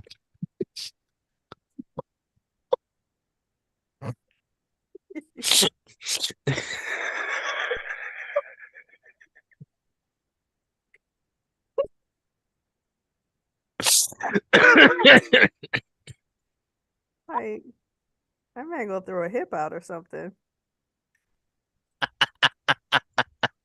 All right, man, we got to get the fuck out of here. I'm not playing with y'all, man. Oh, man. This has been a while. In that division, Hulk Hogan to be champion. Yeah. You know? Oh, my God. Like, Like, and why is he fighting people half his age? Like, what's up with these old geriatric dudes trying to be in? Like, go sit your ass down and play with your grandchildren. The fuck? I ain't gonna lie though, the fact that this dude is pushing 60 and he's still wrestling, and I'm looking at Ahmed Johnson, like, damn, bro, the fuck. listen, hey, man. Hey, look, But to wrap this up, Bill Goldberg was Jay Cargill before there was a Jay Cargill. I mean, yeah. He was in the power plant. I think he was in the power plant for like a cup of coffee. And he put his ass on television. And like the first match, you go, oh wow, this is crazy. This guy is really good. Within 6 months, motherfuckers was chanting this dude's name. He had won the fucking US title. And I think he was literally every move. Every move was the exact same match. Same match. So how is this defending Jay Cargill? Because Bill Goldberg eventually learned. He did. Because it took a long time, but he did. Watch this. Parallels. Point. Jay Cargill started in AEW. Bill Goldberg started in WWE. Jay Cargill had an undefeated. He started in WCW. WCW. My bad. Yeah. Bill Goldberg had an undefeated record. Jay Cargill was given a TBS championship. Bill Goldberg was given the US championship. And then given the world title. You're still missing the point of my argument. Mm-hmm. It takes time. Okay, so what he's saying is that at the time Bill Goldberg, he went on his whole title run and all undefeated, and every match was all the same and all that shit like that. I mean, eventually, once he dropped all the title and everything, I'll just say, hold up, wait, hold up. Before you come eviscerating me. I know you're coming to kill me. I know you're coming to eviscerate me. Just at least let me person to the point, right? Hold on. I feel like I'm running right into the before you eviscerate me. Shit. Like God. So look, before you eviscerate me and you point and you know you show me that I'm butting my head against the wall on this. We're showing our belly. We're really showing. Just let me at least let me finish this sentence. Go ahead, let him cook, please. Let him cook. Okay, so all right. So with Bill Goldberg, once he went through his whole title run and he lost the title, And then eventually he went to WWE. Mm-hmm. And WWE, they saw that, Bill Oh, Goldberg was shit. Mm-hmm. dog shit. Fucking dog. Triple H talked And bad about that motherfucker. he was dog shit. Mm-hmm. And the way Triple H talked about this, there was a clip where it was a tough enough first year tough enough competition, and one of the contestants said Goldberg was his favorite. He ripped that guy and Goldberg completely apart. He really the fuck did. That was brutal what he said about that dude. It Mm-hmm. was after that Goldberg started to become better. He It was was little having by He it was was having little by matches where he had to be better. yeah, You're not gonna get in because the ring with a guy like Triple H or fucking Randy Orton or Ric Flair and do the 6 moons of doom, motherfucker. If said you no, that's ass not in there, gonna work. that shit ain't That shit's working. not gonna work. Gentlemen, So you're still missing the once point. You're walking I'm just saying this. to the point and missing. No, I'm just saying this. It took a very, very long time before Goldberg became half-ass decent. You're still missing the point. Mm-hmm. Okay? I know I'm running into a goddamn wall, You are but running first into a brick at wall. least let me finish running into the wall Yeah, first. you're about to 9/11 the wall. God, At least let me 9/11 the wall first. You're 9/11. You're spending 30 At minutes least talking let me about do it something, first. and you're still missing the point. It's not No, the fact that Jade is not good. We know that. We all know that. There was no argument that she's not good. It's the fact that how are you? It's like I just got my driver's license yesterday, and now I'm a world champion NASCAR driver. and again, they did the same thing with Goldberg, and then That's your argument? eventually, That's I, your defense? eventually, Oh my God. I'm glad you're not I'm just upset. saying it took a long time. hey Oh man, my And the God. same thing it could take with her. It's gonna take a while. But we okay, here's the thing. No one is not arguing that she's not good. No one is not arguing that she still needs work in regards to the I get it, I get it. it's You the know, fact that she is a near undefeated world champion with all of these titles and she's not fucking good, which invalidates the entire sport. but Okay. Just okay, 9/11 the building and you know stuff. what? Wait. One day, Miss Diva, we're gonna have just a show where we talk just the basics. We'll just call it a breaking kayfabe show, where we just break yeah, down all of the kayfabiness that is professional wrestling. Because I think you're missing our point, which is, yeah, she got all the titles, but She still sucks. it's somebody, not. somebody But see, our thing is, it's not the first time, Yeah, and she's not it the only won't be the one. last. you know that. It's not the The first way time, y'all and she's gas not this the only girl one, up, and it's she won't like be the I know last. the way y'all gas her up, and then it's like, okay, what's your defense? Well, this other person's mediocre too, and they won a bunch of titles, and I'm like, what's your point? As a, every Yeah, okay, all listen. every fan is like that. We all Oh, have that one that we gas up that is all right, mediocre. But y'all gonna die on that hill though. But I love y'all for it though. all right. We will be back here next week. I'm not playing. So this is I'm going to bed because Diva done got me over here thinking like Diva got me wanting to dance in the rain, listening to Stan at this point. It's like we didn't hype her up, but she still ain't calling. Like, goddamn. Oh my Jade just God. disappoint me in the ring. And I She hold the belt. She just needs to go to get training. Yeah. We got the geriatric. she's not that bad. She's not so She's bad. not, but No. she's not that bad. She's not that bad. Might as well start All right. putting, like the sound effects and shit. All right, ladies and gentlemen, thank y'all for watching tonight. This has just been wild. We will be here next week, same bad time, same bad channel or something. We'll talk. We will try to convince Diva that this is all fake. The whole thing, everything, it's all fake.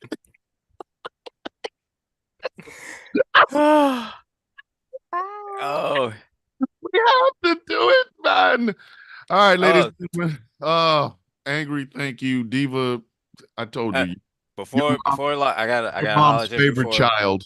before Go we ahead. get off this Zoom, before we get off this whole Zoom thing.